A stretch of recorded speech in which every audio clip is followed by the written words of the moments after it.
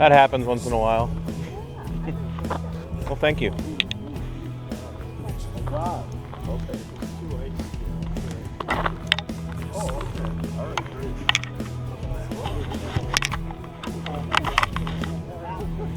And she wants that too. Sir, I like your rabbit. You like it? It's really warm.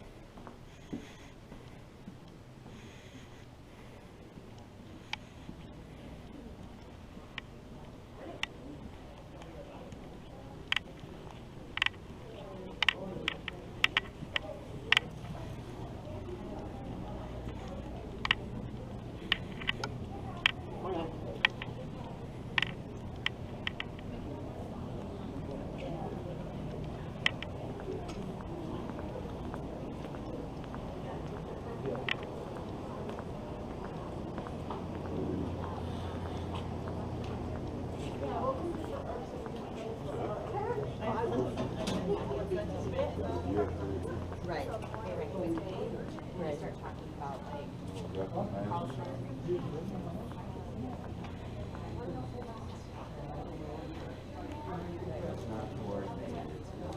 Hi.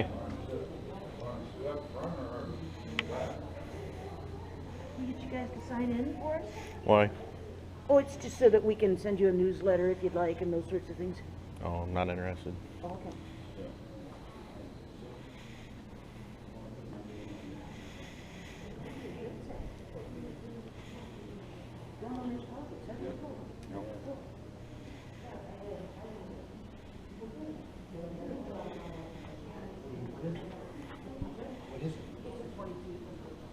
Oh, okay. Cool. Cool.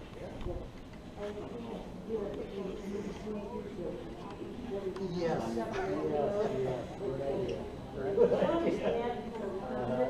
Great. Gotta keep your nose out of the face of that barrel, you know? Yeah, and I've never gone hunting, although I'd like to. Well, you really don't do a whole lot of hunting. You live in this one, or the right? You can probably use deers or squirrels and stuff like that. Yeah.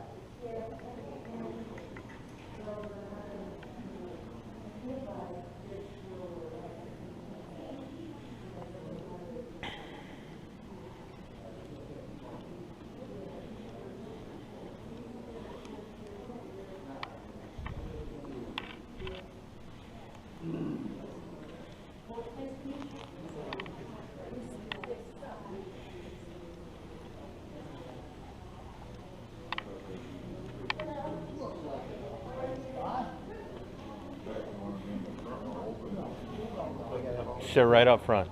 Huh? Sit right up front. Trust me, if they give you a hard time, it'll all be recorded. All right, good. At least we got some other patriots. We kind of figured we'd do more damage in here than outside. Let's not use the word damage with people around here. They'll be sensitive to that. It's been a wonderful moment to see this change.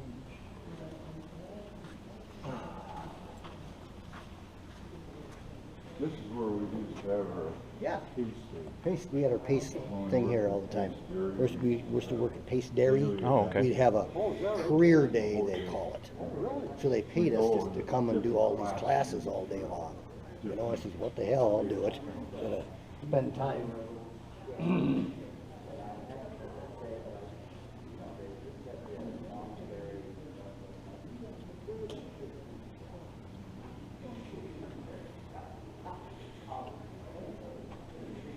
Is this supposed to just be they're doing a town hall about what they're doing up in St. Paul then?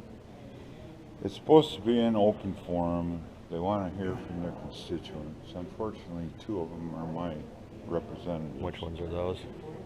Kim Hicks and Liz Bolden. I live in their districts. Kim Hicks is 25A. What's up, Wes? Yeah. Yeah, I'm inside.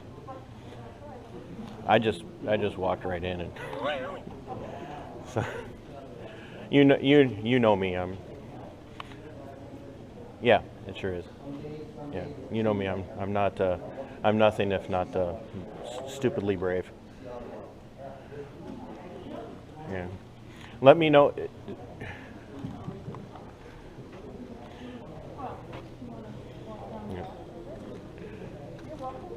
Shoot me a text if something breaks up or kicks off out there, okay? Yeah, I'll come out there real quick. Thank you.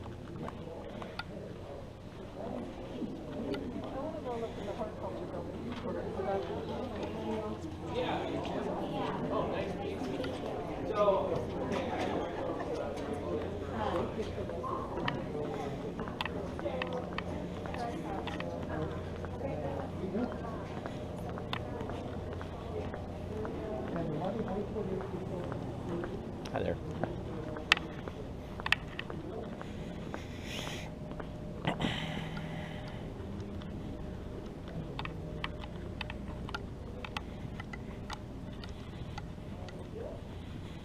Are you working?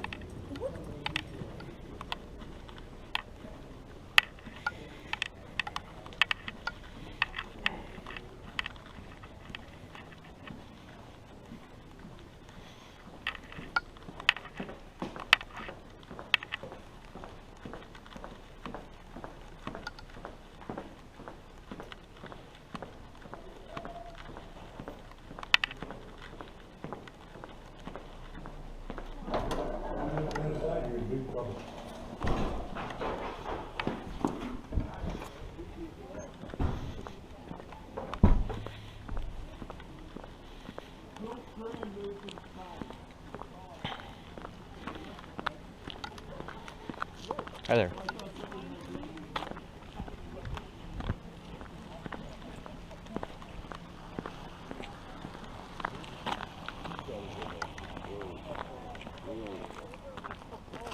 Oh, hello.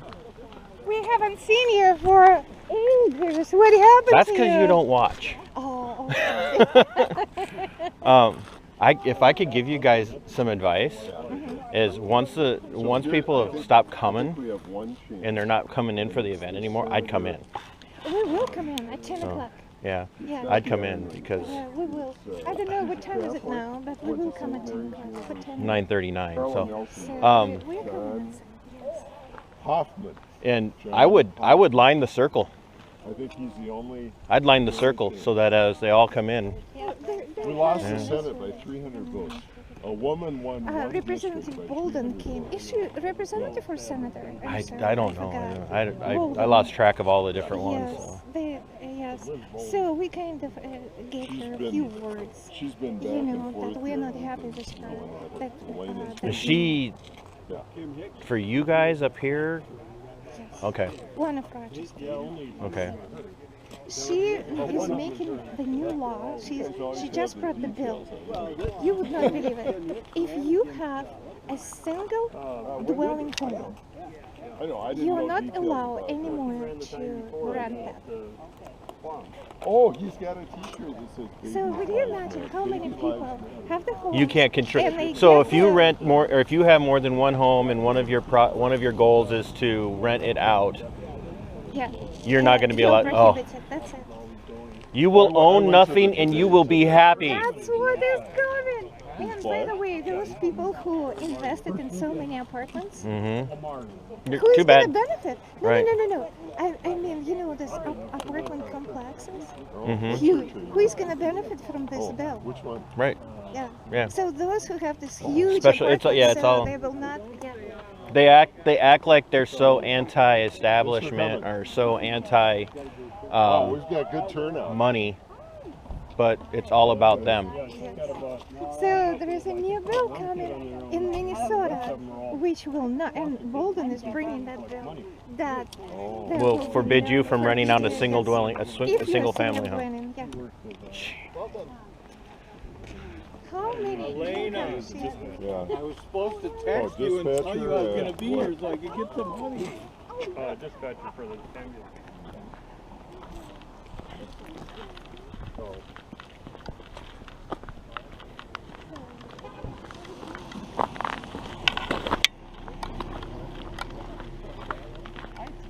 Hi, Wes. Hi. Long time no see. Yeah, it's good to see you. I haven't seen you since the convention. No. Oh, the convention. Yeah. That's where that's where the Murphy campaign got me inside, and that's where I caught the video of them trying to basically kick him off the floor. So I was a Murphy guy, and then when he was done, I was pretty much done.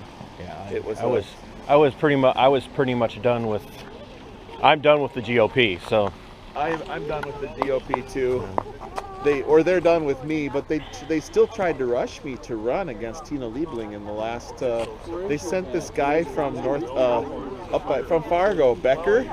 They had Representative Becker rushing me, and they rushed me the time before, but it's just a sacrificial lamb. They just want a body. Yep. Yeah. They want a body to keep their percentages up. So to cost the Democrats resources, they have to allocate resources in this Minnesota area. GOP leadership is not interested in winning any elections. No. Let's see if we can create a feedback loop.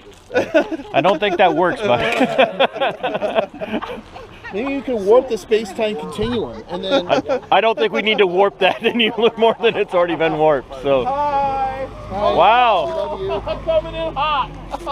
Oh, and she's not a stater too. What state is that? Iowa? I think that's Illinois. Illinois. Yeah. She loves Illinois so much she had to come to Minnesota. Hey, Good to see you, sir. good to see you. Real good. I bet she reads banned books too. Morning. Morning. Thanks for standing out here. Thank you. Thank you for being inside.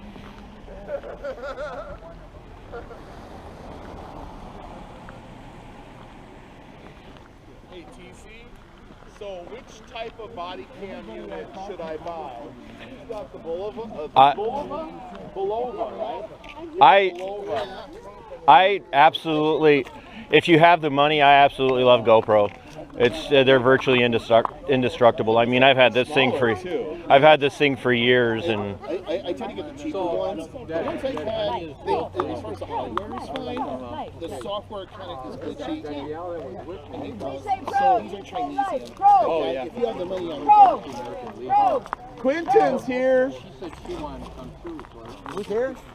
Quentin.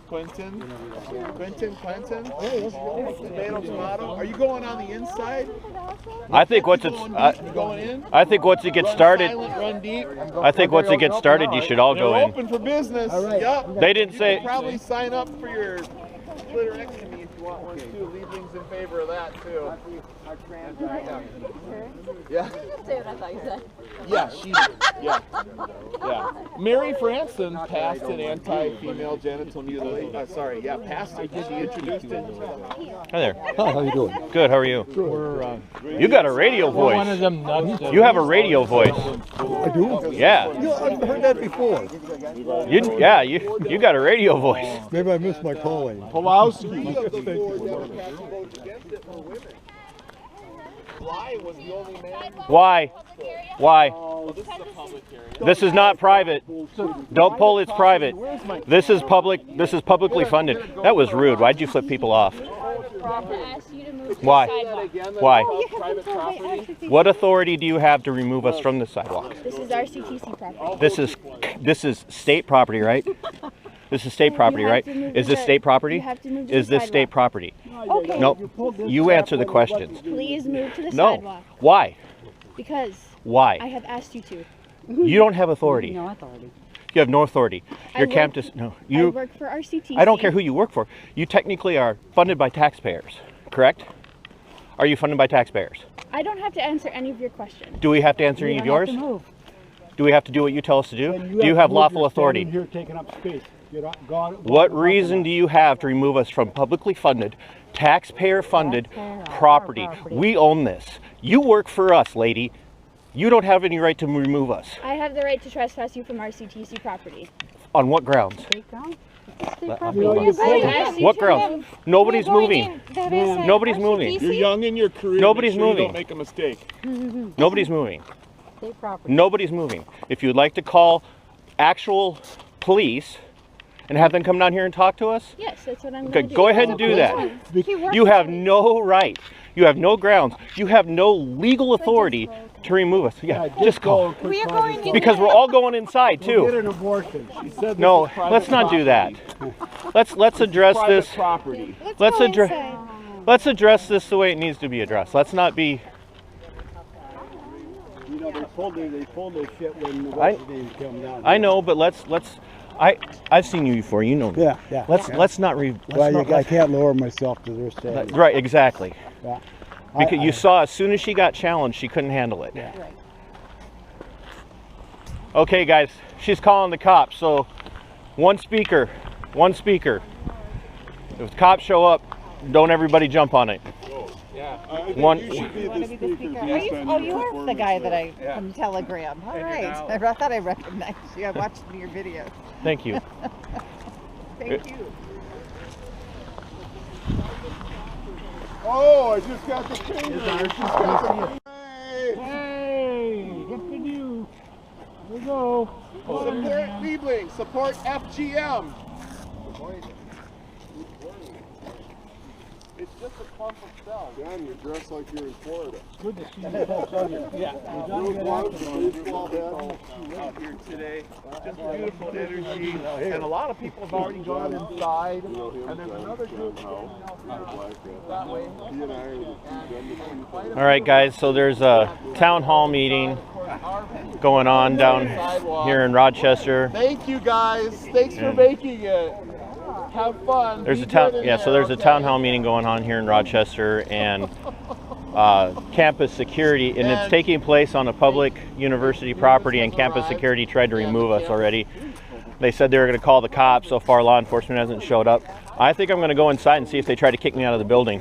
So I'm going to try and go inside to see if they kick me out. If You are the media. if law enforcement shows up, send somebody in to grab me. We've got the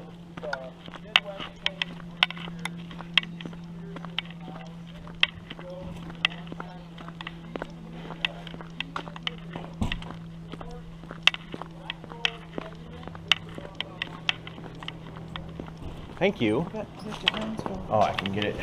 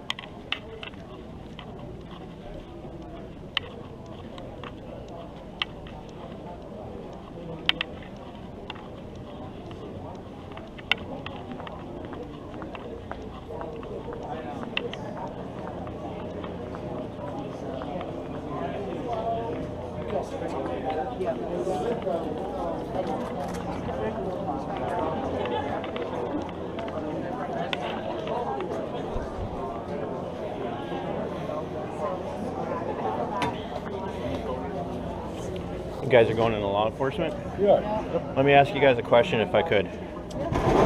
What's the primary responsibility of law enforcement in the United States? Serve the community. What's your primary responsibility of law enforcement in the United States? Protect your community. What's the number one thing that needs to be protected? People. Citizens, people. What's the one thing that citizens needs protected the most? What do they need protected the most? Yes. Their lives. Their How about their safety. liberties? Yeah. Okay. Where are those liberties delineated? Where are they what? Where are our liberties delineated? How about the Constitution? Yeah. And the Bill of Rights, right? Yep.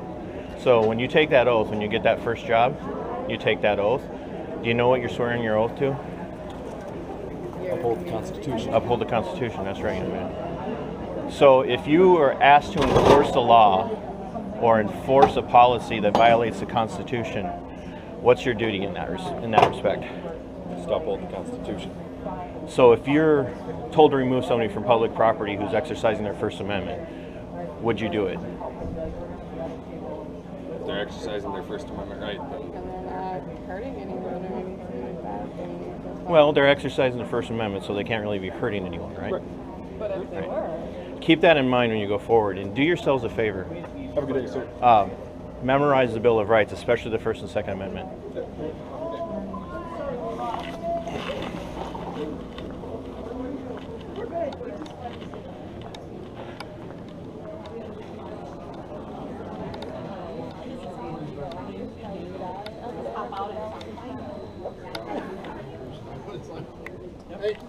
Hey. How you been? Long time no see. Yeah. Remember me? Oh yeah. Good to see you. Yeah. You guys had a stellar fall. We did. Yeah. Well, Begrudging congratulations. well, you know, it's like you win some, you lose some. Oh boy. Well, I know that feeling. Yeah. It's good to see you. I always appreciate running into you.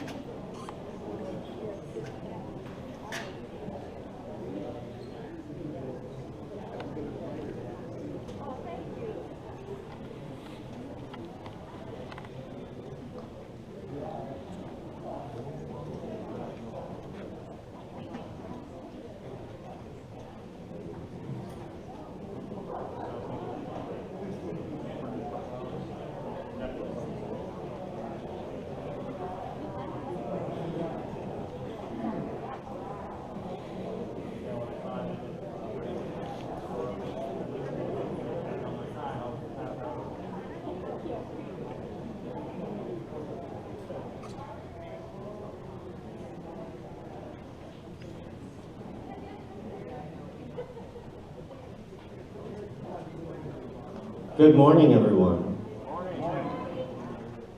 Thank you all for being here this morning. It is great to see a full house. We really appreciate the engagement and participation in our democratic process. You know, all our voices are included. We know that we have a diverse number of voices in our communities from a wide variety of perspectives. So we're very eager to be here with you this morning. My name is Jack Dudley. I live here at Rochester. I'm one of your leaders, along with our representatives.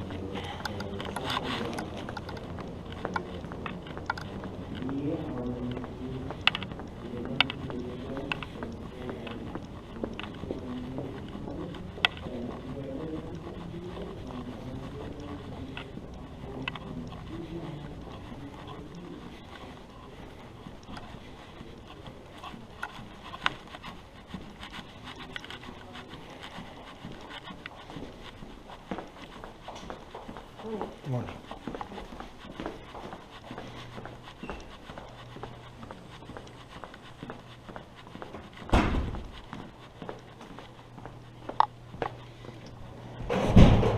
Hi there.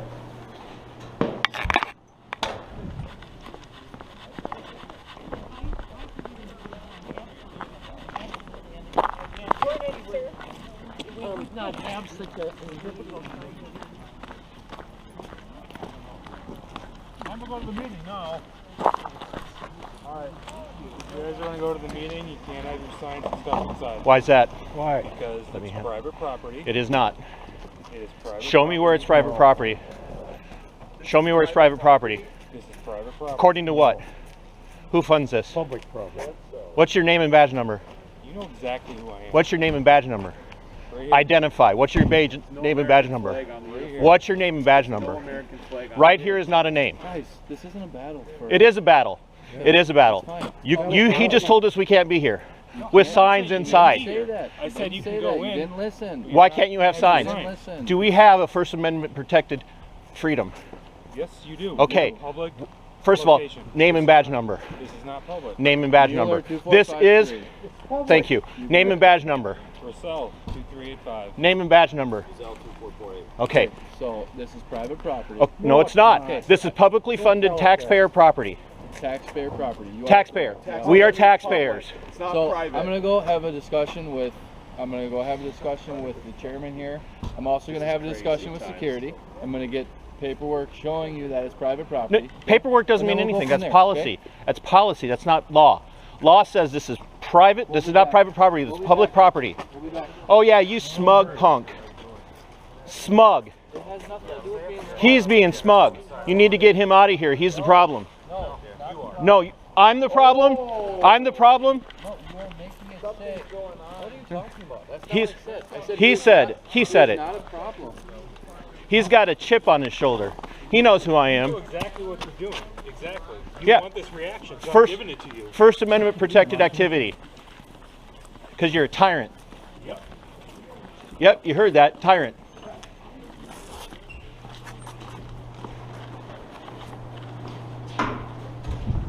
You're not coming in. Why not? You're not coming in. I can't come in here? No. Why? Because they said they don't want you in here. They don't want me in here? No. they Why don't. me? Because you're causing a problem. I was in there perfectly quiet. I came out here because I knew you were going to run people off. Yep, because they're on private property. This is not private property. Yes, it is. This is not private property. Is there other media in here? I'm media. No, you're not media. Why am I not media? Where's your credentials? I don't need credentials. Show me in the First Amendment where it says I have to have credentials. Show me in the First Amendment. You know you're not going to win this argument. No, but you're not going in to cause a problem. Don't touch me. I'm going in there to record the event.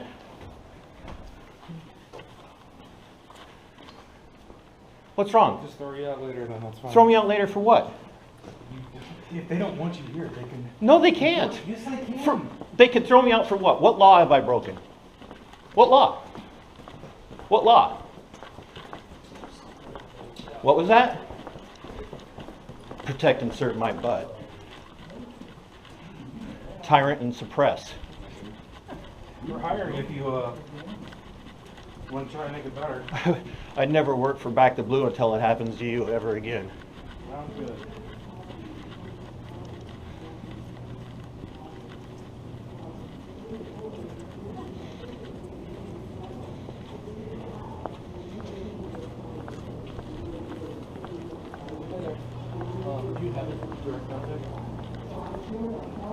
That way we can. Can you back away right now? Nope. Yes, you can. This is pertaining to us. No, you just need to take a step back. How not? Now you're obstructing because I'm telling you. Obstruction is a physical act. You can go over there. Take a step back. You can observe all you want, sir. But you're not going to get in our face. I'm not in your face. No, you're not going to be in our area. This isn't your area. This belongs to the people.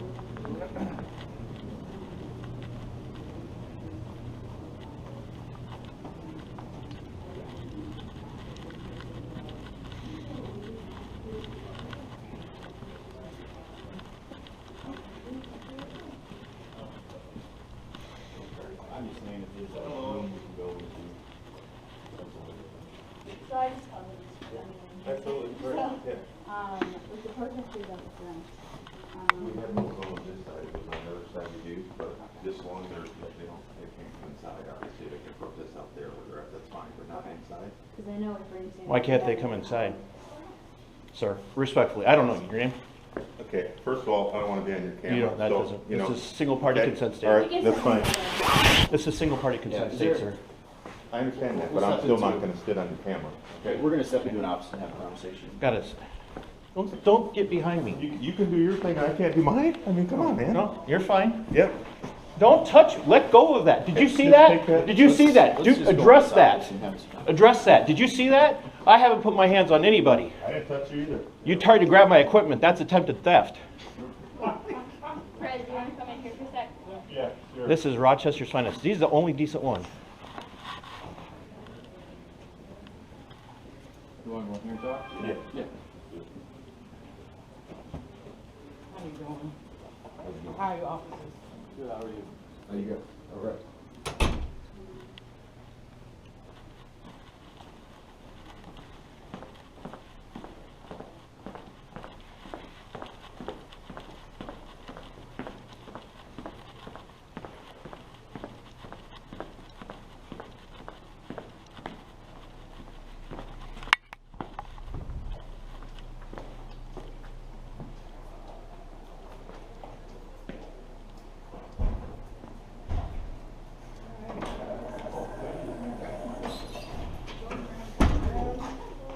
We're going to try and kick you out for having signs. Just be aware.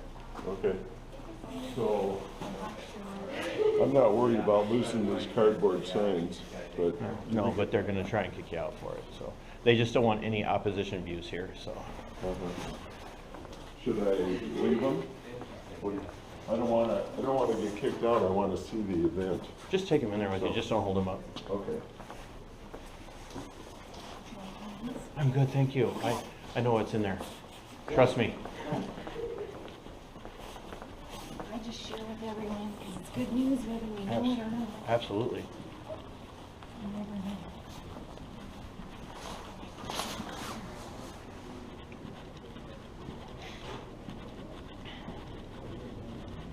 Hey, Vinny.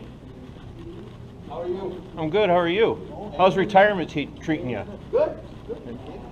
I'm going to tell you guys something right now, all right? You listen to me and you listen to me good. This is one of the good guys. I mean, seriously.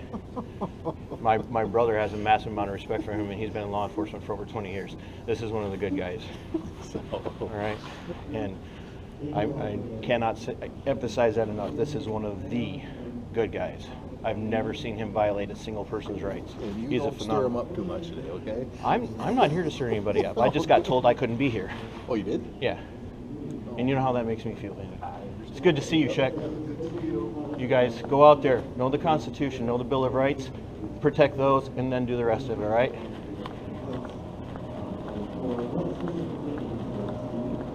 How would they change or not change the law in Minnesota? Why do you feel this is the right moment to be advancing this legislation?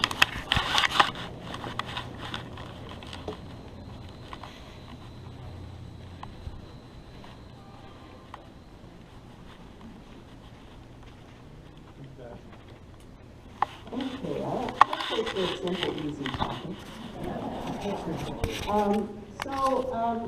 Obviously, I think it's clear to many of us that the majority of Minnesotans want reproductive freedom. We have seen with the overturning of Roe v. Wade, after almost 50 years, that states are now in charge of abortion policy.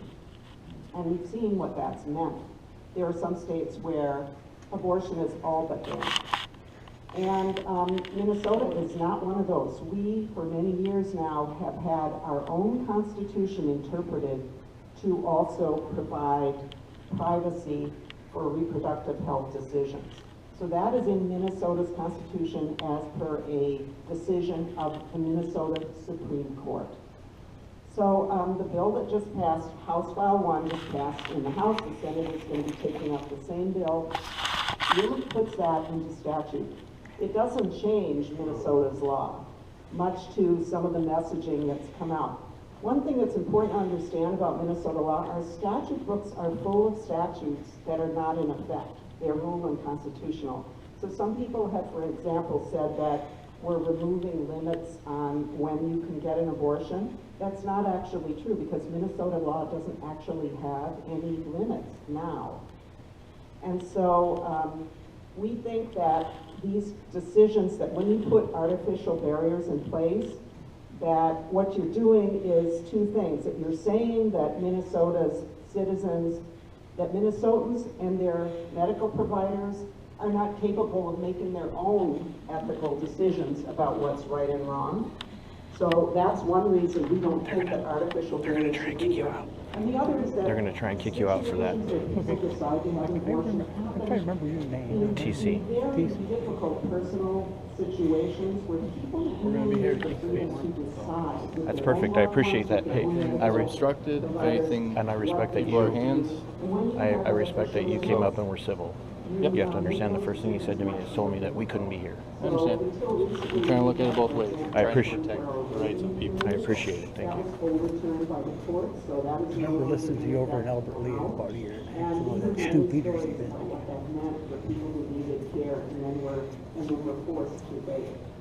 So we are putting into law the freedoms that we do have right now already under our courts in Minnesota. We think it's important that those be in law, so that the law is also clear. I'm also wanted to remove everybody that had a flag, so I a lot of the outdated and unconstitutional laws that are throughout the statute books. That one hasn't come to the floor yet, but it will. And I know there are a lot of feelings about it. People have a lot of feelings about abortion. And our feeling is that those feelings should be personal to you, and that you should be able to act on how you feel about abortion in your own personal life. So there are other related things that are going through, but the bottom line is that we believe that Minnesotans want to be able to make these important decisions in their own lives without politicians dictating how, when, where, other than for real safety issues, and real safety issues are no different than other health care. So we really do believe that abortion is health care. We know some of you don't agree, but we think the majority of Minnesotans do.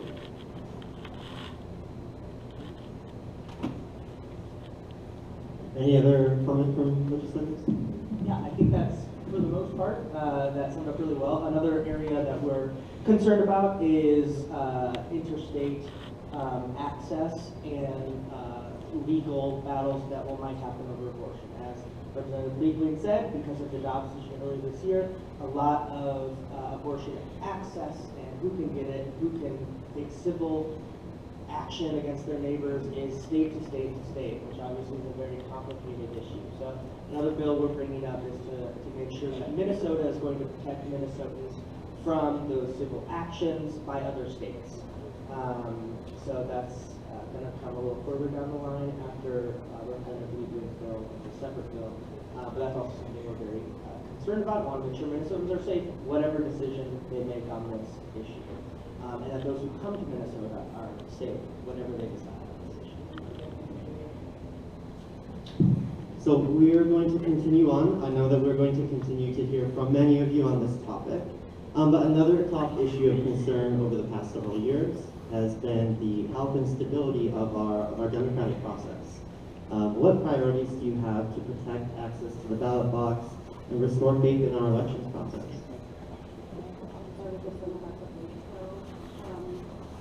Democracy is something that's really, really important to me, and I'm sure all of you know that this is what democracy looks like. This is part of that process. And so, you know, we are seeing our democracy under attack. We're seeing, coordinated efforts of disinformation and efforts to, deny elections and overturn elections. And, the day after I was sworn into my first term, first elected office in the House, the very next day, we witnessed the January 6th insurrection. And so that has sort of colored my tenure in the legislature. And so really important, the time is upon us to be able to protect and defend our democracy. And so I'm really proud to be the Senate Chair of the Inclusive Democracy Caucus, which really is focusing on this. And there's legislation that we're moving forward. We've got a sort of a package of bills that does things like protecting election workers who are really we've seen the last few years and continue to see that they are really experiencing threats, which shouldn't be. These are our friends and neighbors and community members who are ensuring that we, are all allowed and able to safely cast a ballot and have our voice heard and our vote cast. And so making sure that we are protecting those folks, making sure that they are safe. Automatic voter registration, making it easier for people to vote, not more difficult. Removing some of the barriers to the voting process for people. Pre-registration of 16 and 17-year-olds, again, to bring in more folks into our democratic process. And so this really is a priority for me and is a priority of our caucus as well. It's that the package of democracy bills is both Senate File 3 and House File 3, which that number just means that it's one of the first bills that was introduced, and so really represents a priority for our caucus.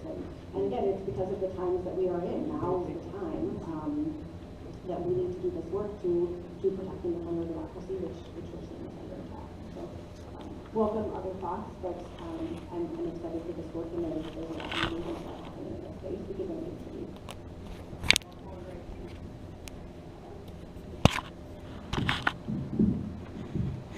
So the other thing that we're working on in that democracy space, like Senator Bolton spoke of, was the inclusivity, right? And so making sure that voting is accessible to everyone, including people with disabilities.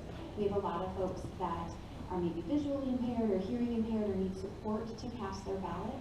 And those people are being sort of targeted like they aren't competent to cast their ballot. People with developmental disabilities and other disabilities have a right to vote and can vote, and just need support to do so. And so making sure that they aren't being accused of not having a voice simply because they are a person with a disability. As we all age, we're going to have the opportunity to experience a disability in our lifetime as we get older. And I would hope that no one would say that I wasn't able to cast my own ballot because I needed help to do so. I'm going to have And so isolated fighting to video make sure later that where no one else, RPD put their hands on me. as well. I'd like to make a friendly reminder that One if of you the have cops questions, you're welcome to physically email the grabbed my question arm and box. tried to force me We'll out of the get to building. as many as we can. I just wanted to Yeah. come back and I As I was failed coming to in. mention one other. Told me they didn't really want me important here. provision I said, that I'm is pressed. He needed, goes, where's your both credentials? in that package of bills and separately, which is the restore the vote. So for I have the folks credentials, who, First Amendment. have been incarcerated and have completed their time of incarceration, currently they are not allowed to vote until they have completed all of their I am a parole and public probation period. member of the And Republic. in Minnesota, we have exceedingly long periods of probation. And so that Not a is citizen. keeping That's many, what I many mean. folks, I'm a public member of the upwards of Republic. 50,000 plus people without being able to take part in our democracy and have their voice counted and vote heard. So there is a bill that was moving that would allow folks to vote once they have completed their term of incarceration, which is really, really important. That is moving through that one. All right, another topic of concern that we've heard from many folks is about taxes. Among the very first bills to pass both the House and the Senate and get signed by the governor related to federal tax conformity. So legislators, could you tell us a bit about this bill, the impact of the legislation for Minnesota taxpayers, and what other tax priorities you expect to come before you this session? Yes, I will take that. I love talking about taxes. I bet you do. That's why they all look immediately at me. So this is a really exciting bill, the tax conformity bill. What that means, by the way, step back a moment. Minnesota is one of the, I think, 13 states that don't automatically conform to federal tax law when they're passed at the federal level. So we have to pass at the state level what we are conforming to. And because, as many of you know, last session there was a lot of inaction, we didn't pass that tax conformity law that we would normally do. So that means a lot of these great COVID relief programs that businesses, especially small businesses, needed to stay alive and they got from the federal government was taxed as income on those returns. So what this tax conformity bill does is retroactively makes us conform with those federal tax codes, which includes that those incomes are non-taxable. So for example, small business, you go to a restaurant, you got PPP, or maybe you got an EIDL loan from the SBA. In 2021, that might have been counted as income, so you have to pay a pretty high tax on that to Minnesota. Now you can refile those and get that money back. So huge amount of relief for small businesses, estimated at around or about $100 million. So massively important. The reason this was the first one we passed, which by the way, completely bipartisan, without a no vote in either the Minnesota House or the Minnesota Senate. So we really worked across the aisle, again, I'm in the tax committee, to make sure that this was something that everyone could vote yes on and we could get Minnesota businesses as relief. The other really exciting thing about this is if you're a student or you were a student and took on student debt, any relief you get from that, no matter what they decide in the courts, as many of you know, probably there's a Supreme Court decision coming down about how that's structured. Whatever relief you get, small or large, it's not going to be taxed as income either. So it's a really great way for Minnesotans to get some of that money back that we needed to keep going during this incredibly hard COVID pandemic and even larger issues like student loans. So we're really excited that was the first thing to come out, really showing that we can still work together across the aisle even in this polarized time. So those are some exciting things. Down the line especially, I've talked to some of you, and I know very important about the Social Security tax. We are going to act on that. There's various ideas of how to act on that, whether to raise certain levels or how the equation works, or just get rid of it altogether. Within the DFL caucus, there's a lot of ideas, and within the Republican caucus, there's a lot of different ideas of how to make that happen. We're going to sit down at a table, we're going to get that relief. It's going to be later in the session, so we don't know exactly what that's going to look like. Those are probably the two biggest things. Again, I haven't done that for a long time, but probably most people in here that want me to. But anyway, that's what it does so far with the tax.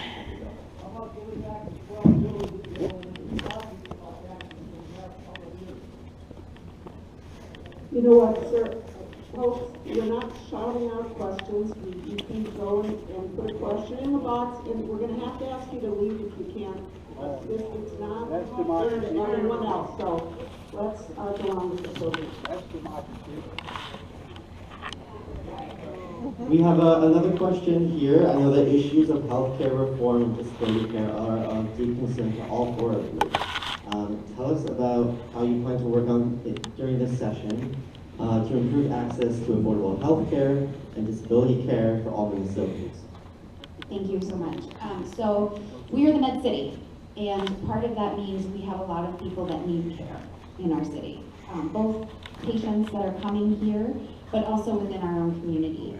Our long-term care supports have been absolutely destroyed because of the lack of access, because of workforce, but primarily because of rates. To be completely honest with you, we have completely left our most vulnerable out in the cold for a really long time. We haven't invested in nursing homes, we haven't invested in people with disabilities, we haven't invested in PCAs, we haven't invested in that stuff. And because we haven't invested in it, there is a surplus. It's true. But we need to help those people and help those workers, because if everybody doesn't have what they need to stay in the community, it doesn't matter. When we have people with disabilities dying and losing limbs because they can't find a PCA to come get them out of bed, so they spend 3 days in bed and police have to come and transport them by ambulance to the hospital. By the time they get there, they're gonna lose their leg. Because we haven't increased funding for people with disabilities at an appropriate amount for over 15 years, it's time. If we cannot support people, if we refuse to invest in people, and if we think it's acceptable to make them the last thing we talk about, and make that the last conversation we have, then we are choosing to tell them that they don't matter. And they absolutely do. Our people in our group homes matter, our people using PCA services matter, our people in the hospitals matter, our people in hospice matter, our seniors in our nursing homes matter. And we need to invest in them, full stop. Seniors in nursing homes didn't matter while the And governor that was forcing will people be a in there, priority killing them. this session, because we have not invested in them for 15 years. I thought we weren't allowing interruptions. I thought we weren't allowing interruptions. We weren't allowed interruptions. No interruptions, right? So I'm going to turn to the other part, another piece of this question, which is about healthcare reform. And I think I touched on it a lot in my opening remarks, but one of the biggest issues here in Minnesota, I mean, let's just back up a little. We have a very broken healthcare system in this country. And any of you who have needed to use it know that when you're sick, you start getting a lot of bills and a lot of papers, and you have to worry about whether you're insured. If you are insured, if you're fortunate enough to have the insurance to cover it, you have to worry about whether the insurance is covering the right amount. You know, at the very moment when you shouldn't really have to worry about that at all, when you should be worried about getting well. This is a big national problem. We're not going to solve all of it here in Minnesota, but we're going to do whatever we can to try to solve it. And one of the biggest frontiers for that right now, as I alluded to at the beginning, is out-of-pocket costs. Because Minnesotans have some of the highest out-of-pocket costs, maybe the highest in the nation. And so it's great if you can get good insurance, but if you can't use it because you have to come up with a bunch of money on the front end to even go to the doctor, Here comes universal health care. getting access to health care. So this is something we're going to be really trying to tackle. And along with that, we have a problem of people having a lot of medical debt. But we hear a lot about student debt, which is really serious and weighing down our economy, but so is medical debt. Can I just ask, is anybody in the room, if you don't mind, just raise your hand if you have medical debt? Quite a few folks, quite a few folks. Not even a third. So medical debt, obviously we don't choose it. It's not something we wanted to buy. It's something that we had to have because we had healthcare needs, and that's just not right.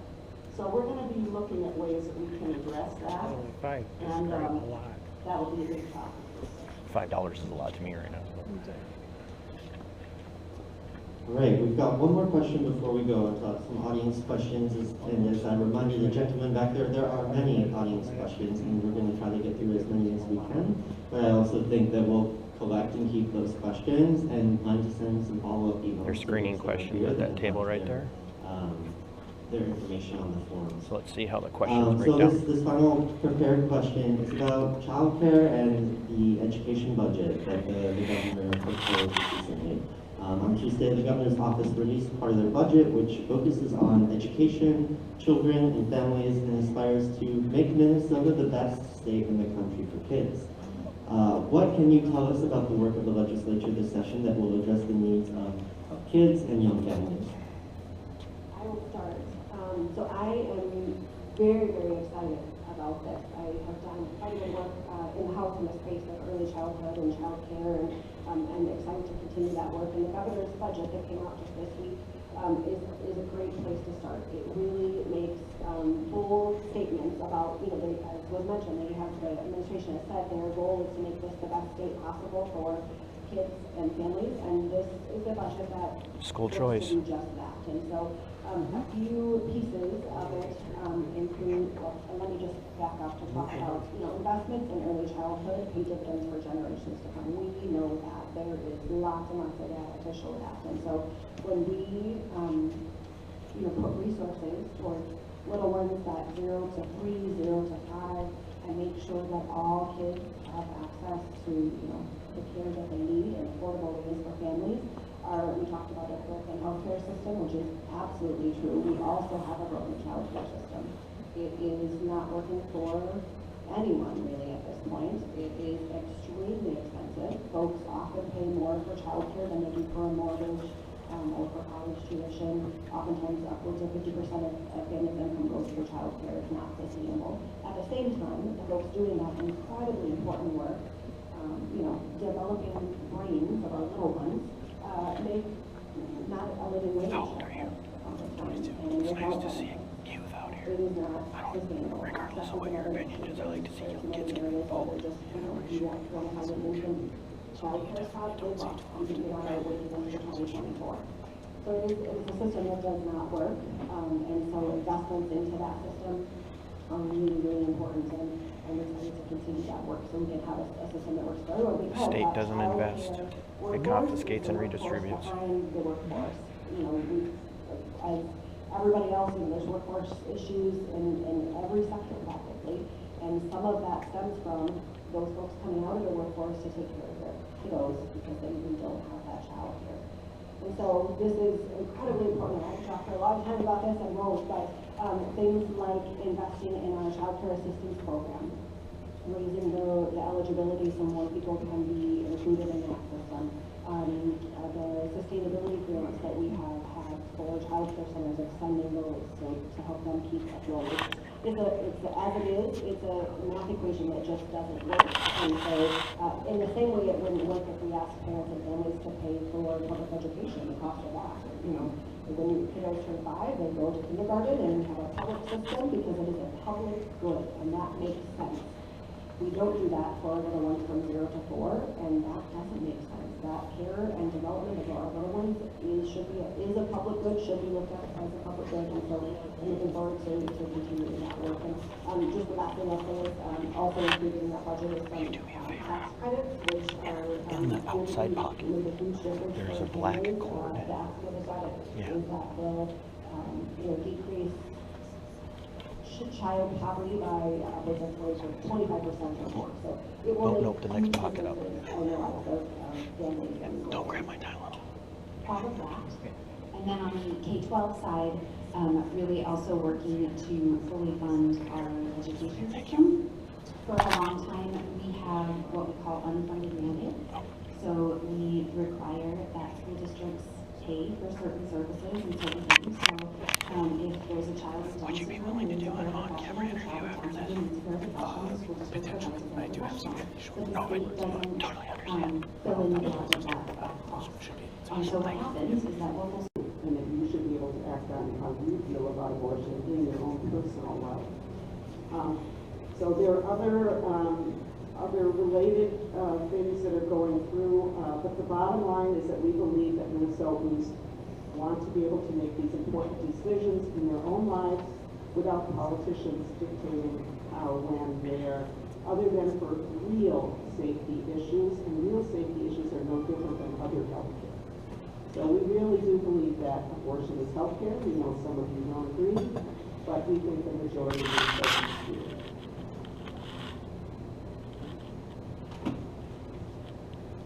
Any other comment from legislators?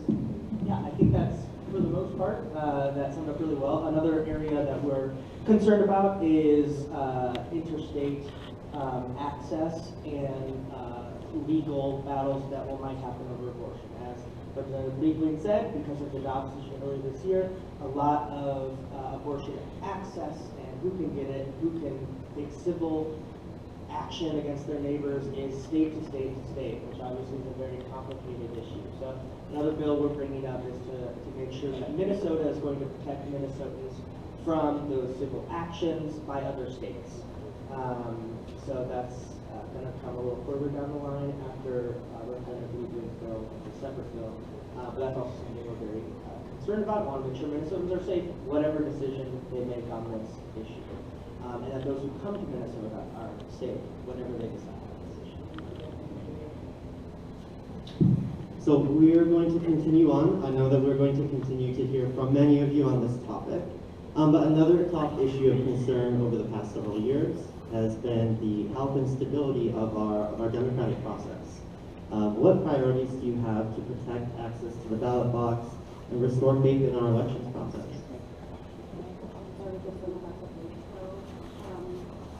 Democracy is something that's really, really important to me, and I'm sure all of you know that this is what democracy looks like. This is part of that process, and so, we are seeing our democracy under attack. We're seeing, coordinated efforts of disinformation and efforts to, deny elections and overturn elections, and, the day after I was sworn in to my first term, my first elected office in the House, the very next day, we witnessed the January 6th insurrection. And so that has sort of colored my tenure in the legislature. And so really important, the time is upon us to be able to protect and defend our democracy. And so I'm really proud to be the Senate Chair of the Inclusive Democracy Caucus, which really is focusing on this. And there's legislation that we're moving forward. We've got a sort of a package of bills that does things like protecting election workers who are really we've seen the last few years and continue to see that they are really experiencing threats, which shouldn't be. These are our friends and neighbors and community members who are ensuring that we, are all allowed and able able to safely cast a ballot and have our voice heard and our vote cast. And so making sure that we are protecting those folks, making sure that they are safe. Automatic voter registration, making it easier for people to vote, not more difficult, removing some of the barriers to the voting process for people. Pre-registration of 16 and 17-year-olds, to bring in more folks into our democratic process. And so this really is a priority for me and is a priority of our caucus as well. It's the package of democracy bills is both Senate File 3 and House File 3, which that number just means that it's one of the first bills that was introduced, and so really represents a priority for our caucus. And again, it's because of the times that we are in. Now is the time that we need to do this work to protect and defend our democracy, which we're seeing is under attack. So welcome other thoughts, but I'm excited for this work, and there's a lot of movement happening in this space because it needs to be.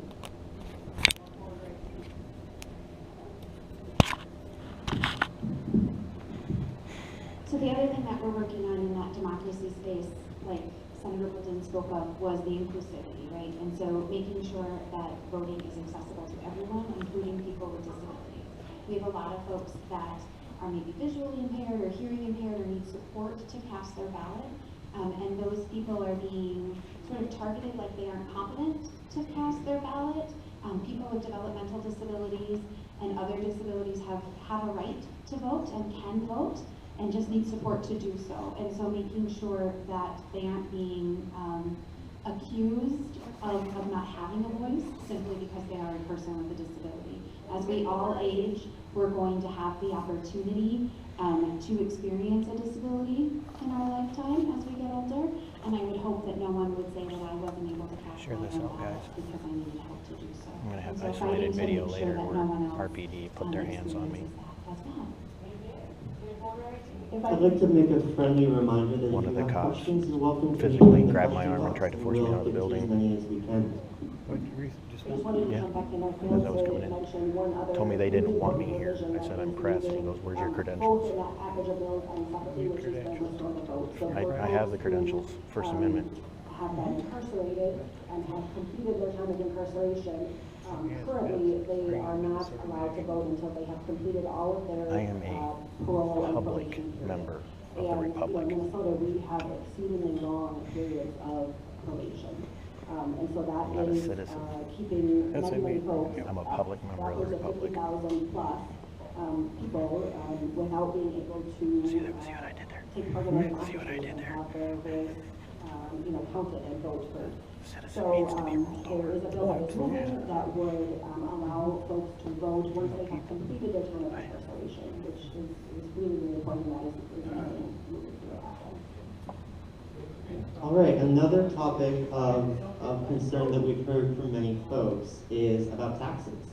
Among the very first bills to pass both the House and the Senate and get signed by the governor related to federal tax conformity. So legislators, could you tell us a bit about this bill, the impact of the legislation for Minnesota taxpayers, and what other tax priorities you expect to come before you this session? Yes, I will take that. I love talking about taxes. I bet you do. That's why they all look immediately at me. So this is a really exciting bill, the tax conformity bill. What that means, by the way, step back a moment.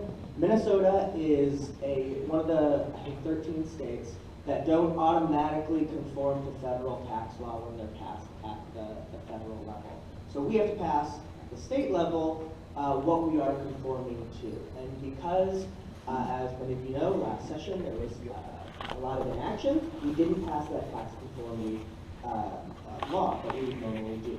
So that means a lot of these great COVID relief programs that businesses, and especially small businesses, needed to stay alive and they got from the federal government was taxed as income on those returns.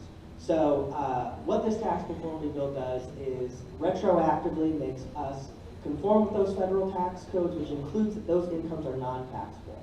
So for example, small business, you own a restaurant, you got PPP, or maybe you got an EIDL loan from the SBA.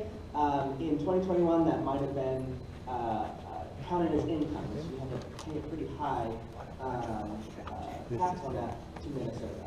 Now you can refile those and get that money back. So huge amount of relief for small businesses, estimated at around or about $100 million. So massively important. The reason this was the first one we passed, which by the way, completely bipartisan, without a no vote in either the Minnesota House or the Minnesota Senate. So we really worked across the aisle, again, I'm in the tax committee, to make sure that this was something that everyone could vote yes on and we could get Minnesota businesses relief. The other really exciting thing about this is if you're a student or you were a student who took on student debt, any relief you get from that, no matter what they decide in the courts, as many of you know, probably there's a Supreme Court decision coming down about how that's structured. Whatever relief you get, small or large, it's not going to be taxed as income either. So it's a really great way for Minnesotans to get some of that money back that we needed to keep going during this incredibly hard COVID pandemic and even larger issues like student loans. So we're really excited that was the first thing to come out, really showing that we can still work together across the aisle even in this polarized time. So those are some exciting things. Down the line especially, I've talked to some of you, and I know very important about the Social Security tax. We are going to act on that. There's various ideas of how to act on that, whether to raise certain levels or how the equation works, or just get rid of it altogether. Within the DFL caucus, there's a lot of ideas, and within the Republican caucus, there's a lot of different ideas of how to make that happen. We're going to sit down at a table, we're going to get that relief. It's going to be later in the session, so we don't know exactly what that's going to look like. Those are probably the two biggest things. Again, I've had that tax for a long time, so probably most people in here don't want me to. But anyway, that's what it does so far with the tax.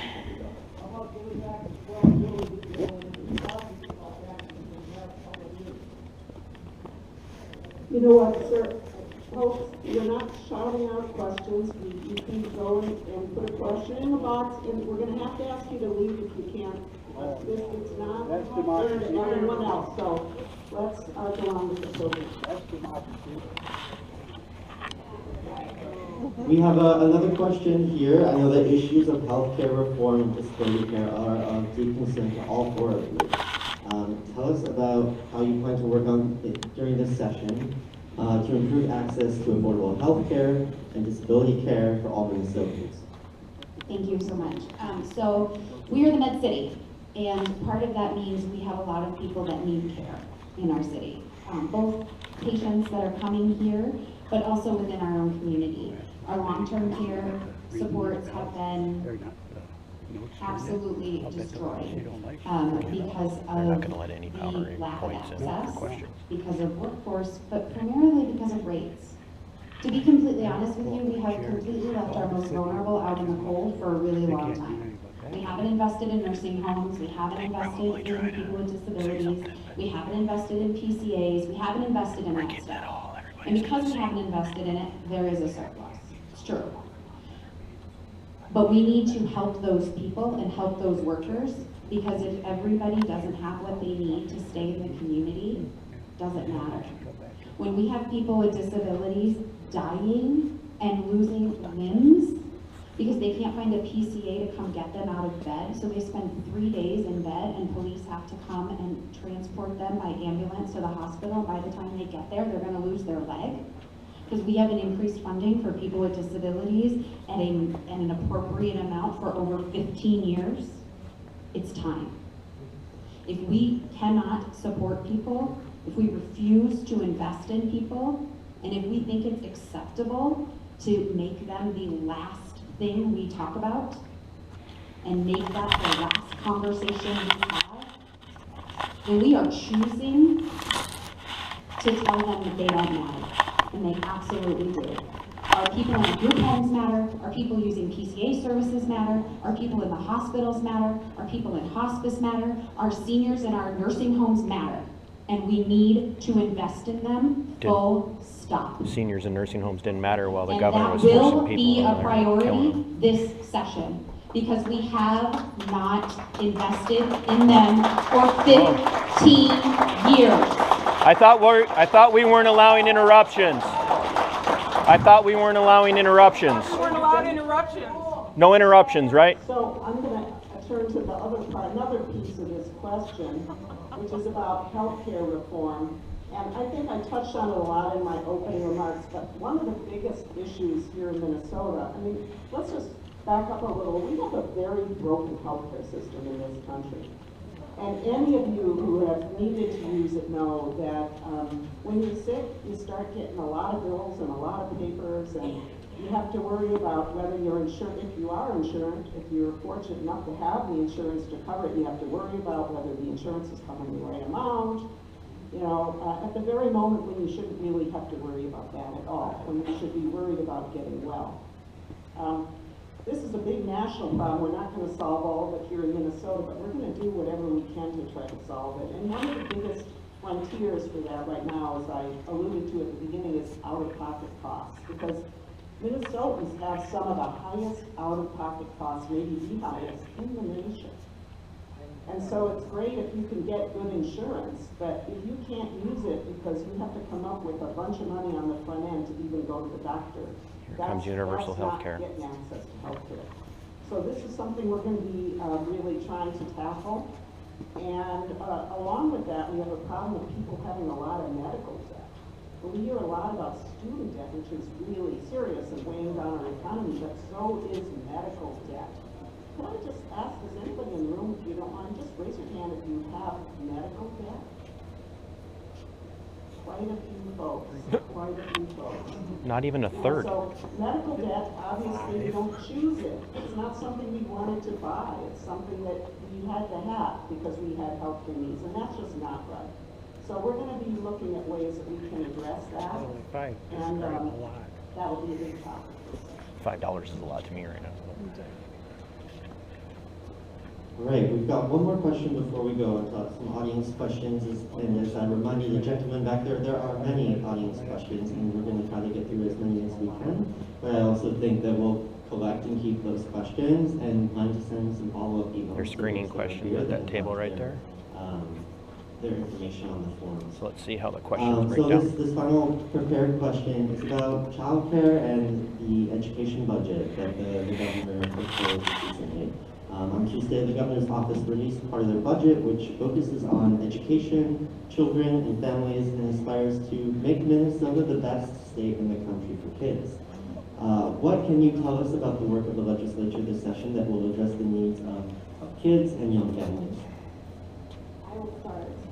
So I am very, very excited about this. I have done quite a bit of work in the House in the space of early childhood and child care, and I'm excited to continue that work. And the governor's budget that came out just this week is a great place to start. It really makes bold statements about, you know, as was mentioned, the administration has said their goal is to make this the best state possible for kids and families, and this is a budget that school choice to do just that. And so a few pieces of it include, well, and let me just back up to talk about, you know, investments in early childhood pay dividends for generations to come. We know that there is lots and lots of data to show that. And so when we, you know, put resources towards little ones at 0 to 3, 0 to 5, and make sure that all kids have access to, you know, the care that they need and affordable ways for families.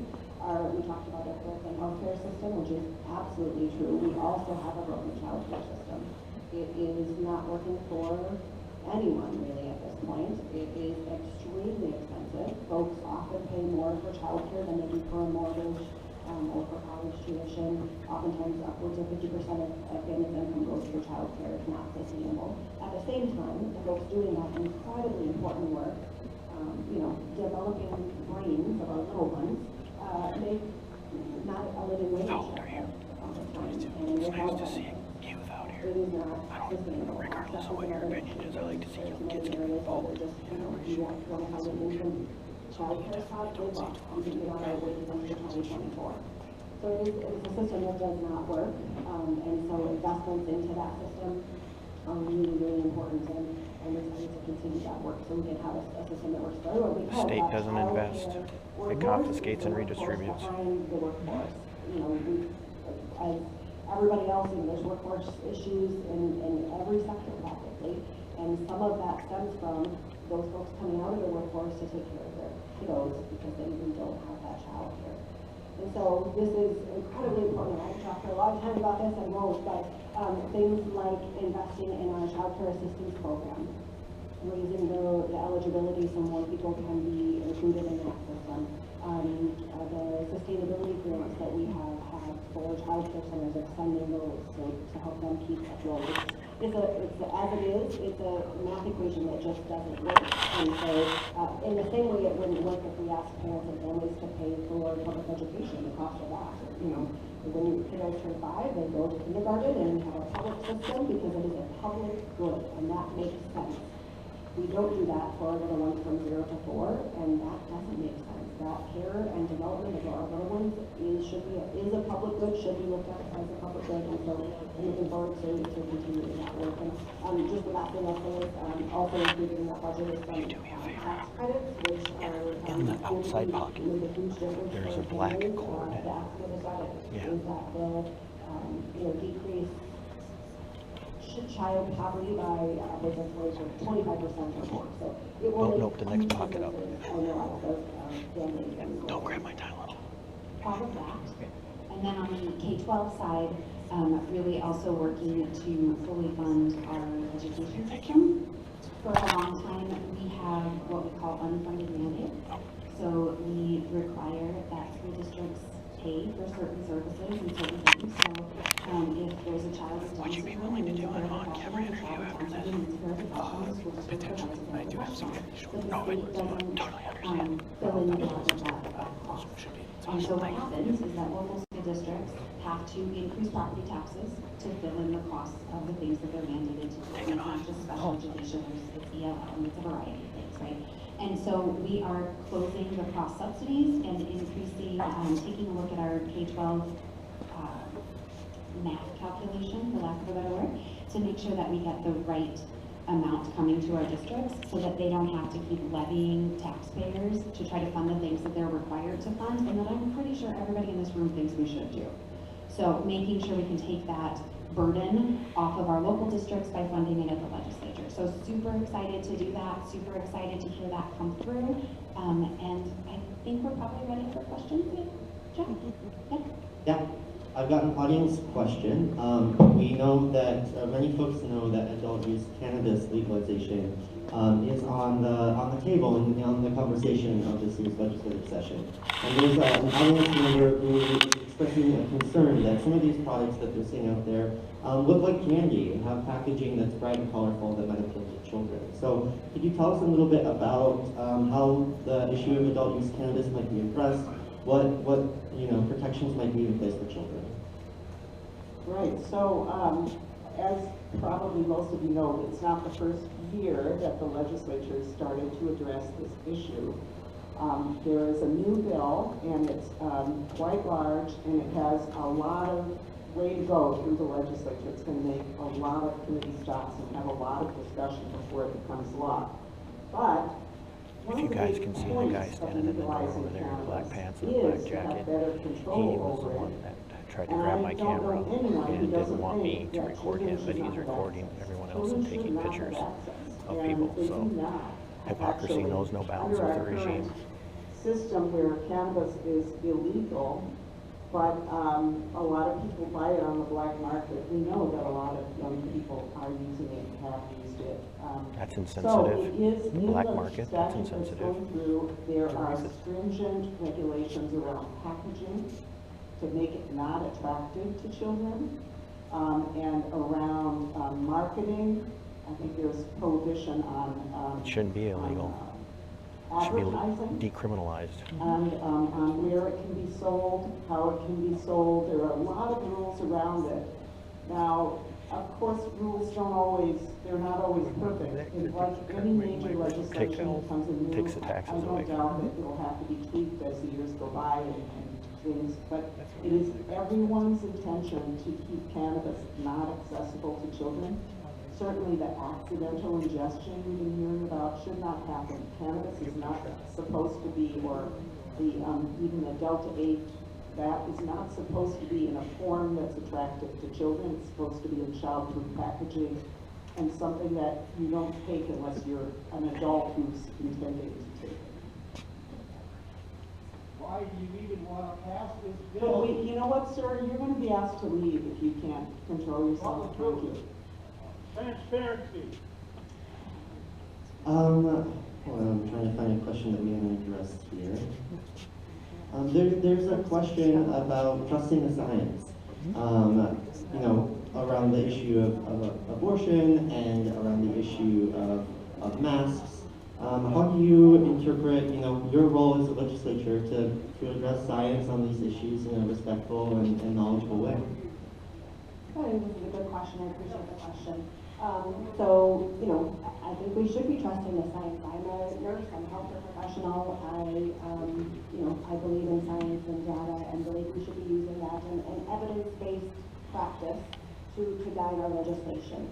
I will say, sort of back to the democracy issue, I'm going to tie this together, that there has been you know, coordinated campaign of misinformation, both around abortion and around COVID. And so I think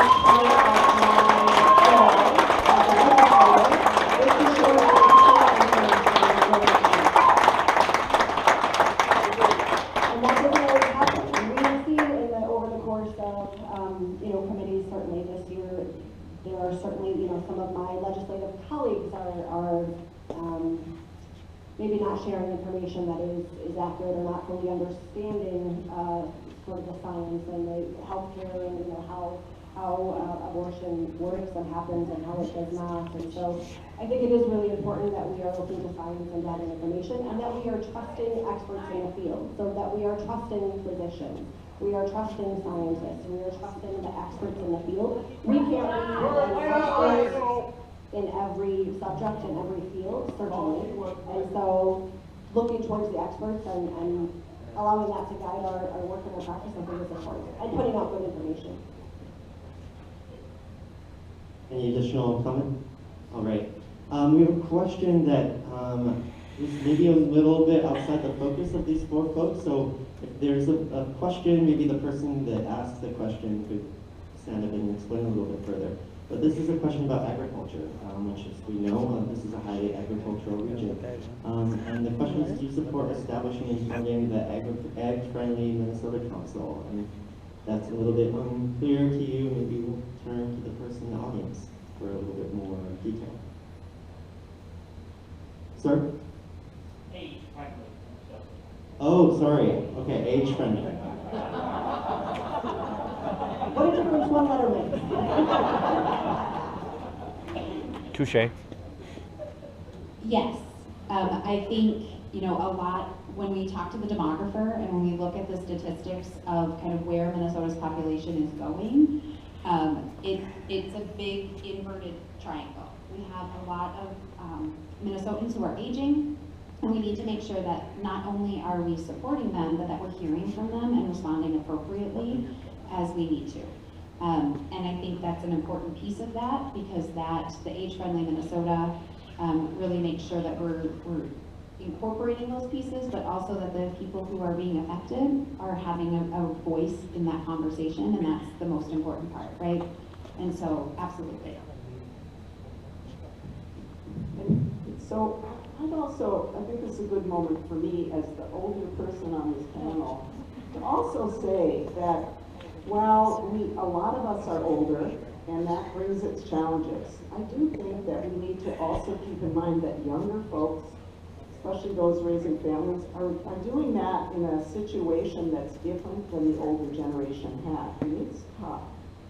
It's really tough. And I just want to make sure, and I know that this question is not doing that at all, but I think sometimes I kind of feel like the generations are fighting each other, and I hope we don't do that. I mean, I think that we need to be cognizant that elderly people have needs, but so do younger people. And in a way, this kind of brings me back to that thing about the Social Security tax, because I think we need to remember that while older people are often, you know, they're on fixed incomes, often struggling that way, the people paying for Social Security are actually the young people.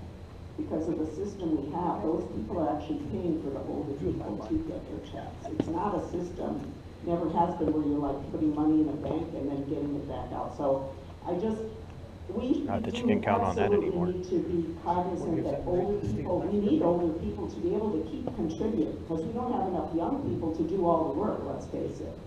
We need older people to be there to be helping as long as all of us possibly can, but we also need to be cognizant of how difficult life is often for younger folks as well. I'm going to return to the question of abortion, because I know it's one that's important to many. And there's a question here from someone who says that they know many couples who would like to adopt newborns. Can't we do something about the intersection of abortion and many folks that would like to adopt? I know I was having a conversation about this the other night with Rep. Hicks, and maybe that's something you would be already speaking to. Not really sure why the adopted parent always gets called out on this one. To be clear, adoption is a beautiful, beautiful thing, but it is also a significant loss, and it is also trauma. I'm not a huge fan of connecting people's healthcare decisions with other people's lives, period. Except for the jab. And so, also, if there's anyone in this room who's interested, there are currently 129 waiting children on the MinAdopt website. If you are interested in learning how to foster, Olmsted County does a great job. They have a 2-day training, so you're going to take the 2-day training, you're going to learn about the process, you'll do a home study. After you finish your home study, then depending on sort of what what works for your family, you'll have conversations about what that looks like and what may be an option for your family. If there's anyone in this room who is really serious about adopting off of the MinAdopt website for the 129 kids who currently are up for adoption in the state of Minnesota through our foster care system, I would be happy to go to coffee with you. I will take you, I will go to coffee and have a conversation. I would love to share with you the beauty that is adoption and the foster care. We should all clap for that. Send me an email. And again, folks, this isn't for people to shout out their opinions, so, please be respectful. So another thing I would say is that I think there's a connection to some of the things that Senator Bolden was talking about, the child care issues about healthcare, issues about, how hard it is right now in Minnesota and certainly in other places in the country too, but how hard it is often for people to raise a child. It's financially very, very difficult. And, people have to make these decisions in their own minds. And I do think all of us can be united around making it easier for young families. And, to the degree that that reduces people's need to have an abortion or their desire to have children, I mean, we should all celebrate when people have children. I think we all do celebrate, but we also need to put our resources there to make it really possible. And when You're single-handedly destroying the entire forestry industry by keep writing this question. What can we do? How can we help? So that's part of this equation too. I also would just add, if we are talking about, again, back to sort of evidence and what the data tells us, is, good ways, proven ways to decrease numbers of abortion is making sure that people have access to contraception and family planning and health care and, those things that they need in their lives. And so, there's a lot that we can talk about around this issue, but making sure that people have what they need and have access to health care and those, those other items is important as well. Thank you. I'm going to combine a couple of questions here. There was one called out from the audience that I appreciate made its way onto a card, and so I'll include it in this conversation. There was a question about voter ID in relation to democracy and what might be happening there, as well as some questions here about driver's licenses for all. Previously, before 2006, no matter your status in Minnesota, you could get licensed to drive safely, and that's not the case currently. So there may be changes on that front. What could you tell us about driver's licenses for all, how that would intersect with voting and who has access to the ballot, and also voter ID connected to all of that? I'll start with that and then I'll chat about that as well. So I'll start with the voter ID. So Minnesotans have spoke on voter ID. This was defeated in, I believe, 2012. This was on the ballot and it was defeated. So opponents do not want voter ID. And that is a way to keep more folks away from voting, honestly. And so, you know, that is not something that I expect to be coming up this session or this year. In terms of driver's licenses for all, that will be coming across our desks this session. That is moving in the House. So we can get driver's license for everybody, but we can't require anybody to have an ID to vote. So, you know, we should be sure that all Minnesotans Because it's too difficult to get an ID. are safe and ensuring that everyone has access to driver's licenses, and we should do that. Without having a driver's license, you cannot have car insurance. And so we are also for when folks are able to have insurance. And so then we should include folks who are undocumented to be, you know, included to be able to get to work, to be able to get to childcare, to be able to do what they need to do in our community. There's a lot of misunderstanding about driver's license for all, and there's a lot of misunderstanding about immigration. So, to be clear, if someone is awaiting a green card, so they have applied for a status. For example, they have applied for special immigrant juvenile status. In Rochester Public Schools, we have a lot of kids who have applied for SIJIS. SIJIS is a special program for children who are undocumented, who have been removed from their parents' care, or have been left unaccompanied by a deportation of a parent. We are talking about kids that have been horrifically abused.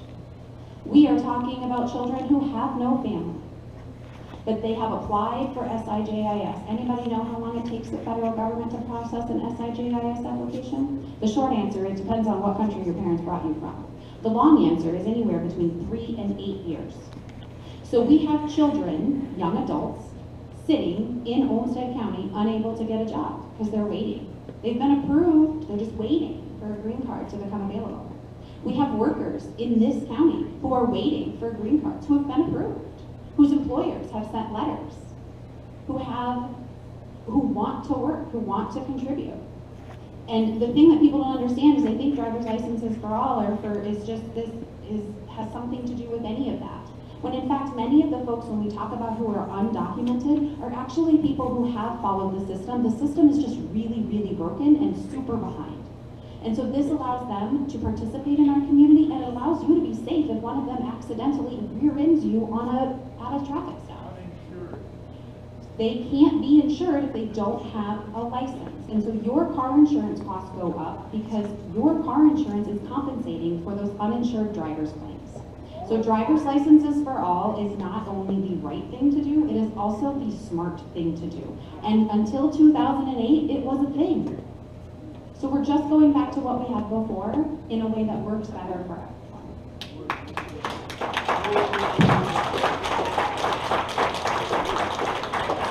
So I'll just follow up because I didn't say this explicitly, but there is no connection. Having a driver's license for someone who is undocumented does not allow them to vote. If there's not a connection there, folks who are not citizens are not allowed to vote. This does not change that. All right. How do you stop it? Turn back to healthcare. We've got a great question from a pharmacist in the audience for Representative Liebling. Representative Liebling, in 2021, you introduced H.F. 8, a bill to carve out pharmacy benefits in Medicaid. Are there plans to introduce similar legislation this session? There are many independent, locally owned pharmacies that would like to work with you on this. What on earth are they Thank doing? you for that question. Actually, I am planning to reintroduce the bill. However, it is, so this is, well, it's, I don't know how much in this audience we need to kind of get in. This is not something probably that really of general interest to everyone. So I guess rather than go deeply into this, I would just invite the person to talk with me afterwards. But I would just maybe take the opportunity to say that our system of pharmaceuticals, how they are sold, what the prices are, how they get to people, it's unbelievably complicated. There are just so many middlemen, and it is not a fair system. It is not fair to consumers. Consumers really get the shaft on drug prices. And it is, legislators all over the country are struggling with this because a lot of it has to be solved on the federal level. But our drug program, or the way we get pharmaceuticals in this country is so broken. We pay such higher prices than other countries. And it's just a constant ongoing struggle. We do have bills going through to try to prevent, for example, price gouging on pharmaceuticals, to try to get our arms around how to bring down prices, because this is a huge blockage to all of you getting the health care that you need and deserve. And when you go to your doctor and your doctor prescribes something, and then you cannot afford to get that drug, it's as though you never went to the doctor. So just know that we're doing our best, and we're going to keep trying, and it really involves standing up to some pretty powerful interests, and we're doing it, and we're going to continue. So thank you.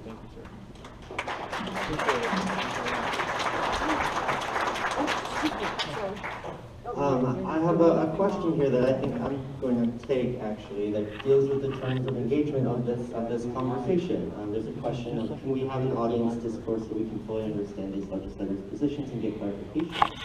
I respect that there are many folks here that want to go deeper into conversation with legislators on issues that are of concern to you. And this event has been planned by the legislators with their own funds to reserve this space, not public dollars that are being used to reserve this space. So we have set some terms of how we're going to engage and manage a large crowd.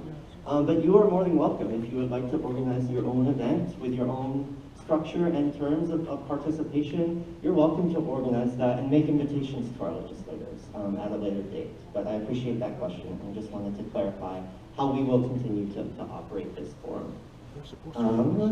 Let me see, my next question is back to the conversation about taxes and Social Security benefits. I know there's some diversity of opinion up here. A more pointed question is, will you eliminate tax on Social Security benefits? So maybe I could just start on that, and then, so this has been an issue for many years, and I think there's a lot of misinformation about how this works. For one thing, it is, I used to be on the tax committee many years ago, and this is one of those tax policies that in a lot of ways it's a bad tax policy just because it's so confusing. It's hard for people to understand really what it is and how it works. But let me just say that if you are living only on Social Security, Minnesota is not taxing you on it. You only get taxed on your Social Security benefits when your total income reaches a certain level, and maybe Andy knows what that level is right now. We need to keep raising those levels so that more Minnesotans are totally exempt. But when you hit a certain income level, your total income, then a portion of your Social Security is taxed. And then it goes up from there. 15% of your Social Security is never taxed, because the federal government has calculated that that's the portion that you were already taxed. Just as signs they didn't like this. So I do want to make one really clear point. Sometimes we hear that it's double taxation. It is not double taxation. Yeah, I just said, hey, we don't have taxes. He's got freedom of speech. So they back down. The money you're getting back just keep is doing far that. more than the money you put in. And so there's a calculation about this, and it isn't perfect, but you're not being double taxed. So the real problem with eliminating the whole thing, it would be great if we could, because I know a lot of people just hate the idea, and it is a complicated tax policy that people don't understand. So it's bad on a couple of fronts. The problem is, more of us are older, many of us get Social Security, and the cost of totally eliminating it over the next 4 years is like almost $3 billion. So we have a big surplus right now, but we won't have that forever. So if we say, okay, well, we're going to forego, and by the way, that number will climb in the future as more taxes would have come in that are not. So my problem with eliminating the Social Security tax altogether, you know, I firmly believe that people should be taxed according to their income, not according to the source of their income.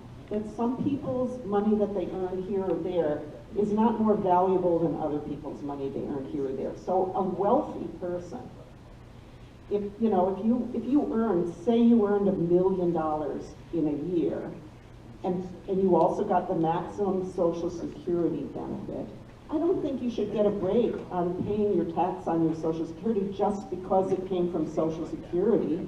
I think you should pay on your income. So the reason some of us don't want to eliminate all the taxes, that most of the benefit of that elimination would go to the very wealthiest Minnesotans, okay?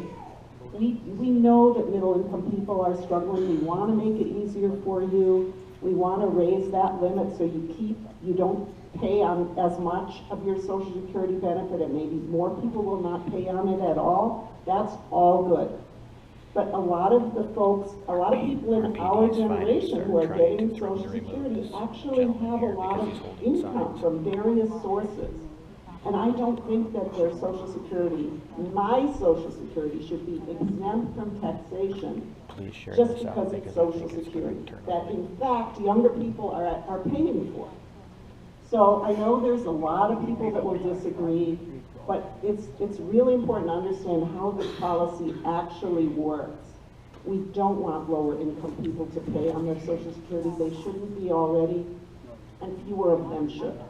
But it's that elimination of everything, of everybody getting that break, that is kind of the point of difference among some of us.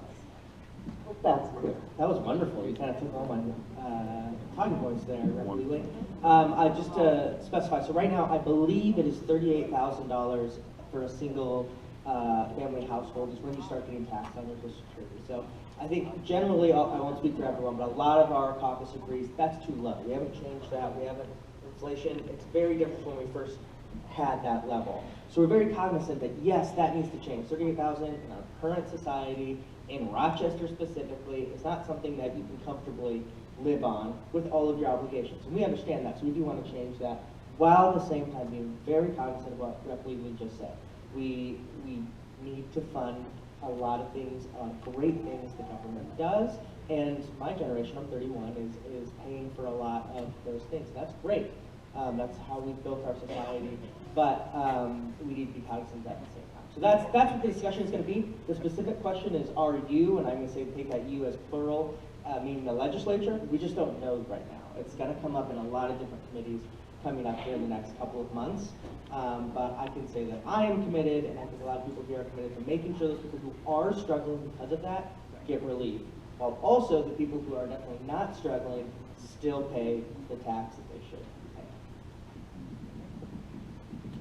pay. We're going to stay on the topic of what is in all of our pockets and what ends up there. There's a question about rebate checks.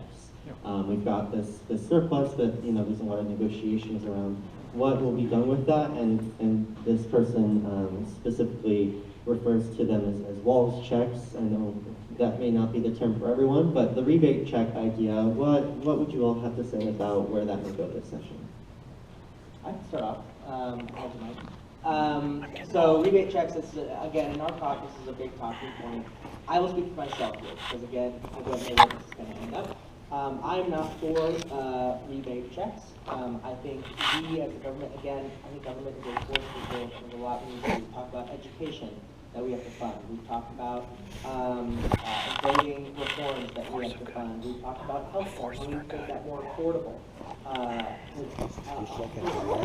need to spend that money on to make sure that our society is equitable and good. And again, what I just talked about, sort of the core principle that I have to make sure that people who are struggling, those who need help, will get it. And that's through some of these things we're talking about. But just to rent money for everyone else, again, somebody earning $1 million, taking $1,200 out of our tax fund, instead of that $1,200 for education, child care more affordable. So, the kind of behind that question, that we need help in our economy, completely agree with.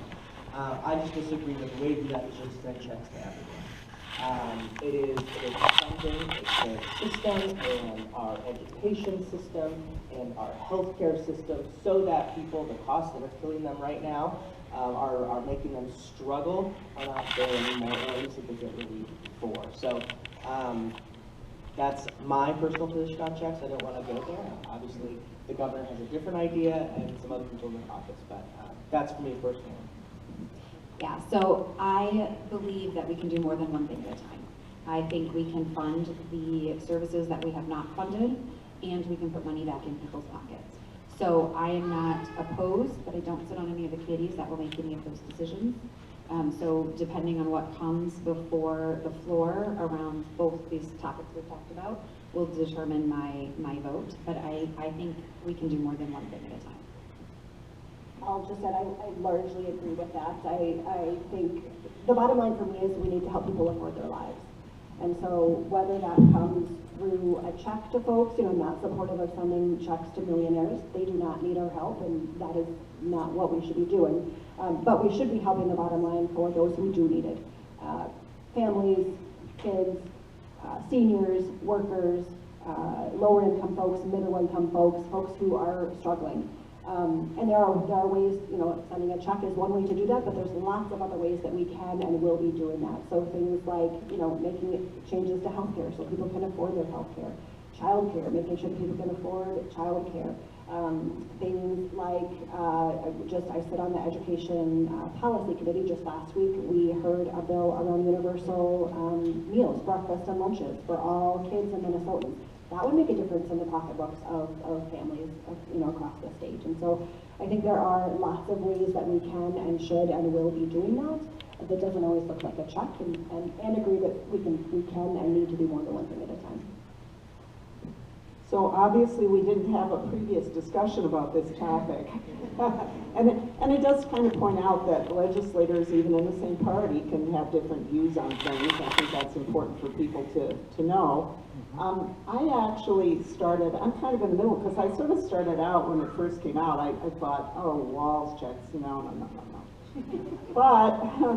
But I do actually like the idea that we should be sending some checks to people. The surplus is large enough. I think we can do some of everything, and I think that, people should be able to decide how to spend money themselves. We don't always have to put it in a program, and I think it makes some sense. I'd really like to see that happen, but I haven't really seen how it's proposed. I do agree with Andy that we wouldn't want to do it for everybody.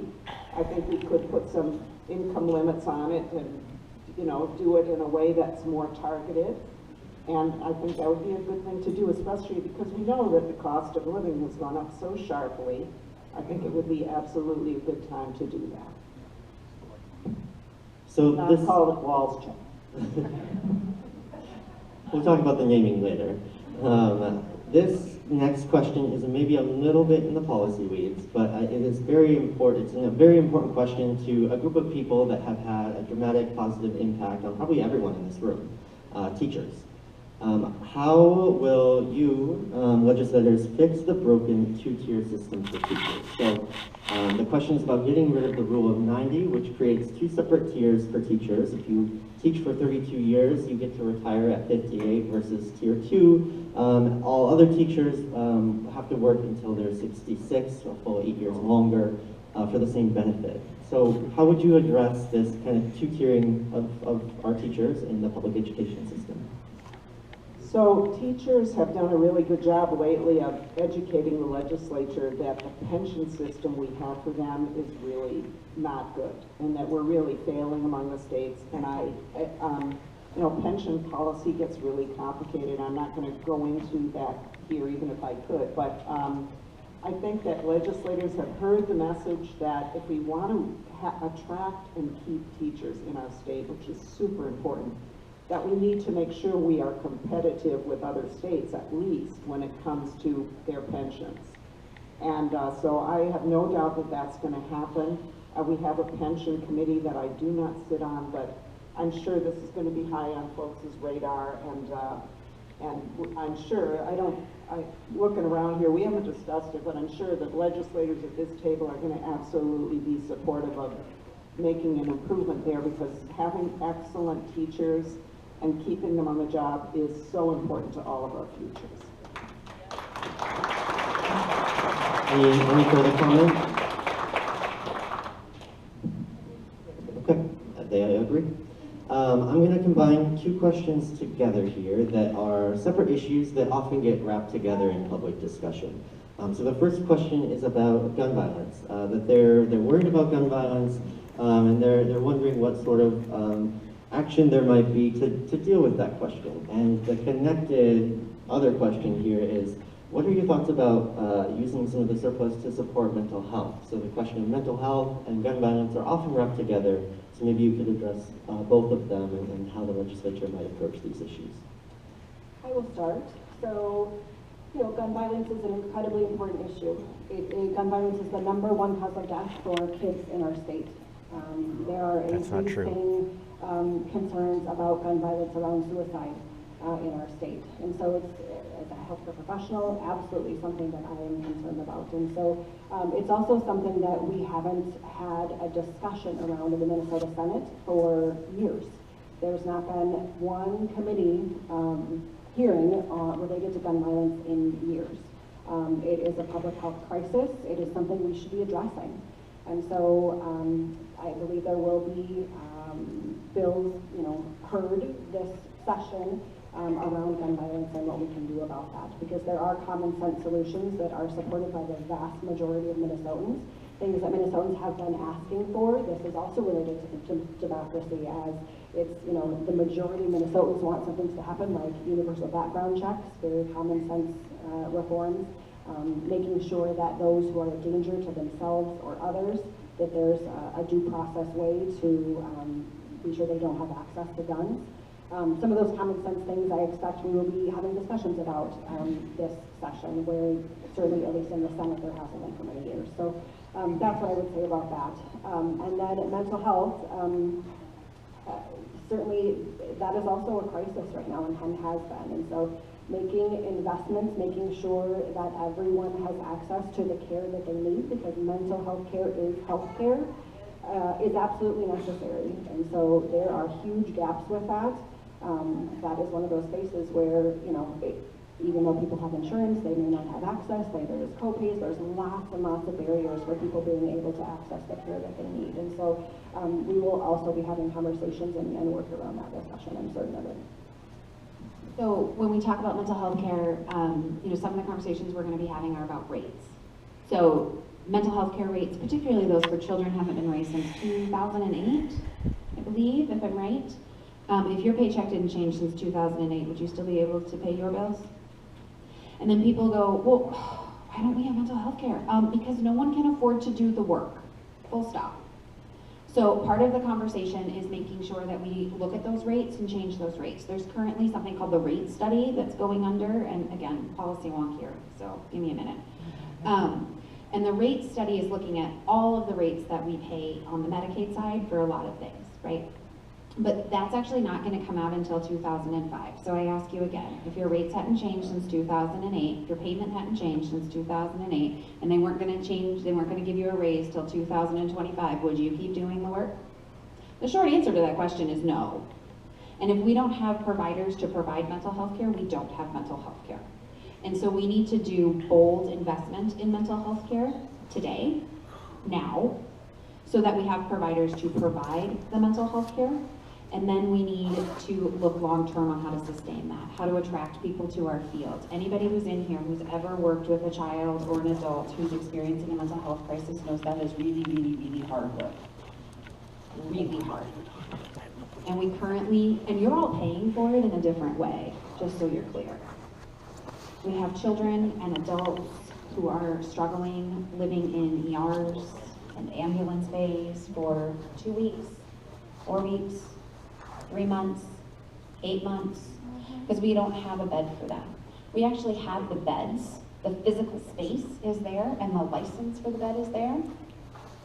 There's no one to work with them, there's no staff to provide this service. So it doesn't matter that it exists if there aren't people to do it. It is an inaccurate description. So bold investment into the service is needed so that we actually have the service. So that's something that I'm really passionate about, and that I'm working really hard to help make sure that that conversation stays front of mind as we move forward. To that, I would just add that there's been some work going on over the last few years around, and it will continue around, streamlining, making it easier for people to get into the mental health field. and providing some support, because it's awfully expensive to become a mental health provider, and then working for low wages, as Kim was saying. So there's something really wrong here. It's a very important job. We need more mental health providers in our schools. We've been working on that and building it up, but we have a long way to go. And this also is a national problem. It's not just a Minnesota problem, but Minnesota needs to be leading to try to solve it. All right, there are a good handful of questions here about ranked choice voting, so I'm going to combine them all together as best I can. And I think we see the orange shirts and stickers, so we know that folks are passionate about this issue. The question I think I'm going to ask here is, where legislators do you see ranked choice voting going in this session? How do you suggest that constituents go about advocating for ranked choice voting? There's questions specifically here about statewide versus kind of local options for ranked choice voting. Where can you all tell us about your dissenting voices from speaking? And earlier, before the event actually fully started, one of the Rochester police officers physically grabbed me and tried to force me out of the building, telling me I wasn't allowed in. And then one of the school administrators tried to grab my camera and take it away from me right in front of our PD, and then all they did was laugh. I support it for a number of reasons. And so now they're also harassing this gentleman right here who's doing nothing but holding signs and threatening to physically conversations remove are him. continuing. I think a bill has maybe not yet been introduced, but will be. So I don't know where it will land this I have session. video of it all. I'll be doing support putting together an audit communities compilation, having local options to do this, and some communities have done that and have done it successfully. I think if communities want to take that on, and that they should have the ability to do that. I think as far as adopting it for a statewide practice, I think there's more discussions that need to be had before we get to that point, and those discussions will continue. So in terms of advocacy, I appreciate everybody who is advocating for this, and broadly speaking, if you have an issue you want to advocate for, reach out to us. You know, we all have emails that are active. We read our emails and respond to those individually. And so welcome to hear from you. It is useful to contact your legislator and let us know how you feel about this issue. Somebody came over and got me, and I got a video of it also. It'll be on my YouTube channel later today. It's streaming to YouTube So right now. I think for me, ranked choice voting, of course, has many benefits, as Senator Bolden was discussing there. And I think, I don't know right now, I'm not on any committees that will be hearing this, so I may not be as plugged into the latest on it at the Capitol, but I do think that giving local communities the option to do some of the elections by ranked choice voting would be great. I'd really like to see that tried in Rochester, and for example, in our school board elections. You know, it would just make it much more streamlined if we could try that, and then citizens would have an opportunity to see how it works and to give feedback. I'm really not in favor of having suddenly flipping a switch and having all elections be ranked choice voting, and here's why. We're in a time when people are wondering whether elections are secure, when some people are, you know, really questioning, and I think it could be very confusing and could heighten some of that distrust if we just suddenly up and change the whole way we vote. I think it's not the moment for that, and if ranked choice voting is going to become the way we vote, and maybe it should, I don't know, but I think trying it out in small doses so that people can experience it, get used to it, as they've done in the metro area. I know people who do it there love it, but I don't think it's the kind of change we should just, you know, impose top down and just say, here it is, because democracy and maintaining people's participation, not confusing people, is really important, especially in this particular moment.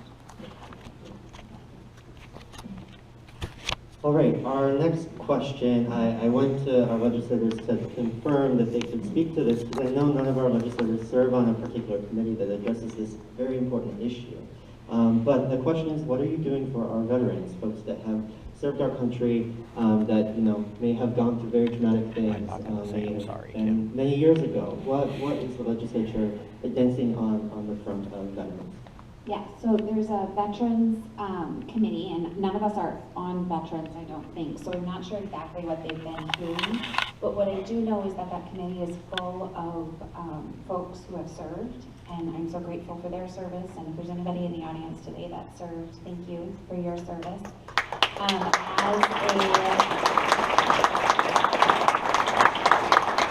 As someone who has a lot of military folks in my family, I am very passionate about making sure that we're supporting our veterans. And so I know the Veterans Committee is looking at a variety of supports and variety of things to do that. One thing I heard this week in a committee that I'm in is that we are leading the nation in eradicating veterans homelessness, which is so exciting. We should do that here in the next 24 months.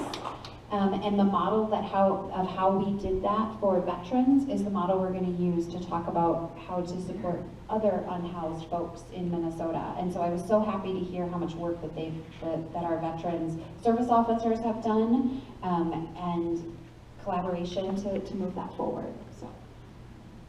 I agree with all of that. I'll just add, on the Senate side, I don't sit on the Committee of Jurisdiction for Veterans, but the chair of that is Senator Erin Murphy, who I have every confidence, this is a passion for her, and there also are currently serving in the military folks and former members of the Senate on that committee, and so I have every confidence that they are doing really good work, though I'm not privy to it, not sitting on that committee. I don't know yet what they have heard, but I know that they are committed to doing that work to be sure that we are supporting veterans across our state. And I could just perhaps add that, and again, I'm not on the Veterans Committee, but I know that over the last few years, actually on a bipartisan basis, we have made improvements for veterans. We've opened some new veterans homes. We have we gave veterans a bonus. We actually, in the session where it seemed like nothing happened, we actually did give a bonus to veterans. And we've done things for veterans' mental health. We've done more for educational benefits. I think that it's something that over the last few years, I would say, has been more in the consciousness of the Minnesota legislature, because we're not a state, since we don't have a military base here, it was kind of a state where veterans didn't have as high a profile, but I think that's changed a lot. Can I add as well something I'm really excited about? A piece of legislation that I will be carrying and chief authoring is to form a task force here in Minnesota for the use of psychedelic medicine in psychiatrics. I know that's sort of a weird niche thing that maybe people have not heard of, but there are literally thousands of studies that show that things like MDMA, psilocybin have been massively helpful for our veterans, for those who have served on police forces, firefighters, public safety officers who struggle with PTSD, that those single dose at times treatments work exceedingly well. So I'm really excited about that. Again, I know that's a sort of niche thing, but if anyone wants to talk about that, we're in contact with a lot of different veterans groups that are talking about this. There's a lot of great work being done in places like Oregon and Colorado that we want to bring here from Minnesota. Again, this is a bipartisan bill. The second co-author on that is going to be Representative Nolan West, who's a Republican. And it's just to make sure that people who are struggling with those things, PTSD, OCD, massive depression, will be able to get the best help that they get, that we know of and what we're studying currently. So that's something I'm really excited about. If you want to talk to me about that, please let me know. That will be coming up here in the next couple of weeks for me. We've got a couple of questions I'm going to combine together about, making sure that every Minnesota parent is able to take care of their young children, to be with family members when they're sick, when they're ill. What sorts of things are being done in the legislature to allow time for folks to, be able to sustain themselves in their budgets while also caring for newborns and for family members who are sick? I'll jump into this. glad for this question because we haven't touched on this yet and we absolutely should. So paid family medical leave is something that is moving through the committee process and will be coming up for a vote, I'm certain of it. It is a priority for our caucus this year. So just, you know, as the question posed, lots and lots of folks across the state are having to choose between taking care of themselves or a loved one or going to work and making a paycheck. And that is not a choice that people should make. You should be able to take care of yourself and your loved ones and, you know, not have to lose your job or not be able to pay your bills because of it. And so paid family medical leave would do just that. It would allow for the state program that would allow everyone the benefit that some of us have right now. Everyone deserves that to be able to take care of their loved ones. And so would give folks the opportunity to have 12 weeks of paid leave for caring for themselves or a loved one. And so we have heard really, really touching and heartbreaking stories, some of which have come from those of you who are here in the audience who have come up to the Capitol to testify for this, so thank you for that. About folks who you know, have had to make those really, really difficult choices of caring for their loved ones and the consequences of that. And it shouldn't be that way. Caring for others is honorable and admirable and important and something that we all should be able to do. And so I'm really excited for this to continue through the process. It's the right thing to do. There it goes. And I would second that. And the other thing that I would say is that there's a lot of misinformation about paid family medical leave kind of circulating. It is not the responsibility of the employer to pay for it. It's going to be an insurance program similar to other insurance programs. And it's House File 2. So if you want to read it to better understand it, feel free to do that. It's House File 2. And if you read it and have questions and want to talk, please reach out, give me a call, shoot me an email. I'd love to have that conversation. When I got breast cancer at 37 with 5 kids, I was in a union that had short-term disability and protection for my job, and so I was able to have a mastectomy and a hysterectomy and 6 months of chemo without losing my house. And I don't think that it should have just been luck that I didn't lose my house. I think everyone should have the opportunity to keep their house if they get breast cancer. So I'm very passionate about this and happy to walk through some of the misinformation. You guys notice every one of their solutions requires the government taking more of my money and giving it to people. As a business owner as well, I own 2 small businesses here in Rochester. Unfortunately, I just got emailed this week. I'm a member of the Chamber of Commerce here locally that they have come out against this bill. It is an incredibly great tool for small businesses like mine to be able to provide this to our employees. I have employed employees who have to take care of families out of state. There's no way that even if they wanted to, and they shouldn't have to, they could balance both of these things. Young mothers who are expecting and planning how their family can pay the bills, but also bond with their children and make sure the next generation is as cared for. And, you know, I, as a small business owner, barely making it by, I can't pay for those things as much as I'd like to. So to have a state program that provides for that is such a great tool. And just from a business perspective, you retain your staff, you're going to cut down on retraining fees, all kinds of things, you know, actually getting applicants, advertising for those jobs, all these small costs also add up. And secondly, we see in other countries where there is paid family medical leave that is more than 12 months, places like Norway, even as close as Canada, employee production is Canada, much who's now higher than in the euthanizing people when they can't take care of them anymore. This is a fantastic plan. I'm sad that some business groups are coming out against this, but as a local small business owner who's also a legislator, let me say, I am so excited for my business to be able to have this tool. Thank you for that, Rep. Smith. I think there's a narrative about what this would do for that small businesses wouldn't appreciate, and I think there's a flip side to that of how it would level the playing field for businesses like yours to be able to offer similar benefits to big corporations like Target or Walmart. And we have a question here about Rochester. As a growing metro area, Rochester does not get its fair share through local government aid. Could you talk about bringing resources to our community? Yeah, I'm so excited about that. Yes. So local aid, it's a complicated formula that we need to reform to make sure that and it's socialism. that's a longer project that we will be working on. There are a number of projects, bonding projects that we're going to bring forward as well. I won't go into specifics here, but we can talk about that. A lot of really exciting stuff. We were getting tours both county and city level before. One way that we're trying to sort of bridge that gap in between when we get more local government aid, which we will, that's something we're going to work on and make sure as a Rochester delegation we get, is to extend what's called a local option sales tax. And that's the sales tax that we currently pay.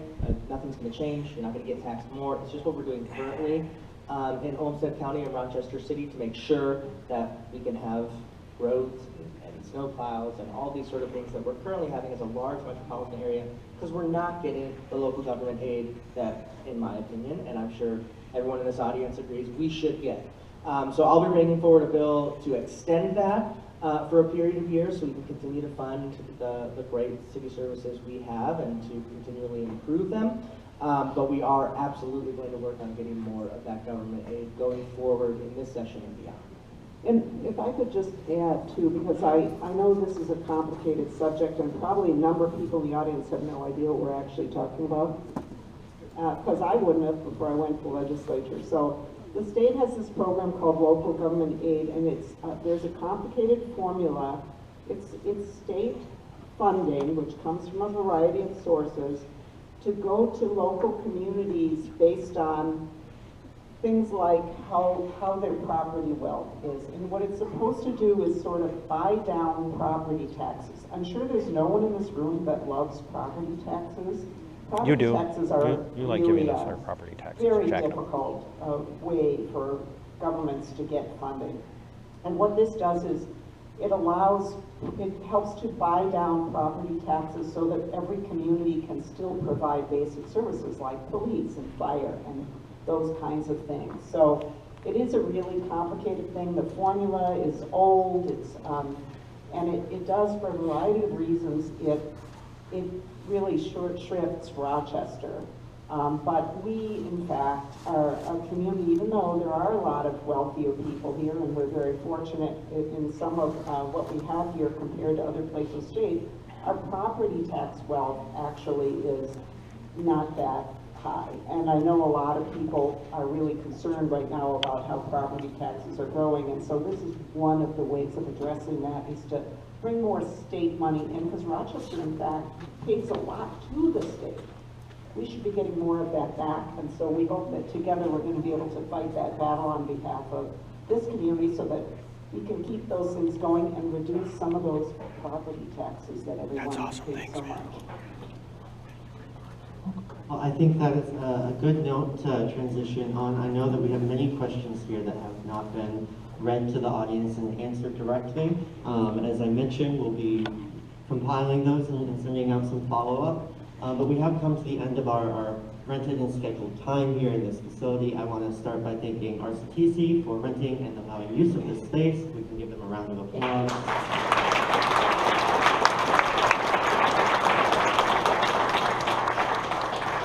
We also want to thank RPD and other security folks for being present to keep the peace and maintain safety for everyone here, regardless of where you're standing. And I just want to turn it back to the legislators for any final comments or parting words from the four of you. So I guess in part, first of all, thank you again all for being here, for your participation. I would just say that, you know, as legislators, we expect to interact with people who don't agree with us, and we're all fine with that. What I would just say is, first of all, every one of you is represented by some but not all of us. So the best thing is for you to figure out who your legislators are and contact those legislators. You are much more likely to get a response. If you send us your address when you email us, we don't put you on a list. We just know where you live, so we know that you're our constituent, and that gives you priority because we get hundreds and hundreds of emails. So that's number one thing I'd like you to know. Another thing is that basic civility is expected. Lately, especially over some topics we know people have very strong feelings about, if people are rude and make threats, certainly accusations, really, if you just violate basic civility, your chances of having a dialogue with us fall dramatically. So I think I can say that all of us are happy to interact with people who we may not agree with, to hear your views, even if they aren't our views, and we all learn something from people who don't agree with us. But if you can manage to, write that flaming email, but then don't send it until you've had a little, give it an hour and then look at it again and say, how would I feel if I received this email? You're much likely to have a response and a dialogue with us. But we do appreciate hearing from you, those of you who just are letting us know your views in a civil way, and we're very happy to be working for you. And again, we appreciate the involvement of everybody here today, and hope to have more of these. So, thank you.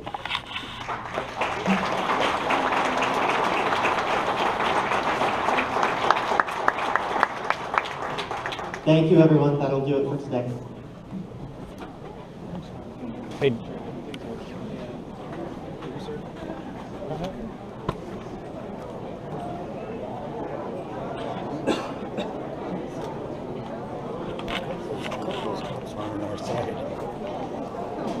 No, not the way they treated me. They physically, Rousell physically grabbed me and tried to force me out of the building and told me I was not allowed to come in here because I'm not media. And I said, I am. He goes, where are your credentials? And I said, the First Amendment. So,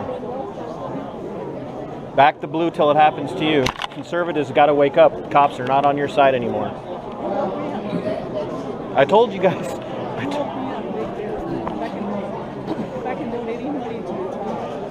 Subscribe Star. I have it's Minnesota Black Robe Regiment podcast on Subscribe Star, and if you want to, it's the full word Minnesota. And thank you for asking because I don't throw it out there. It's on my.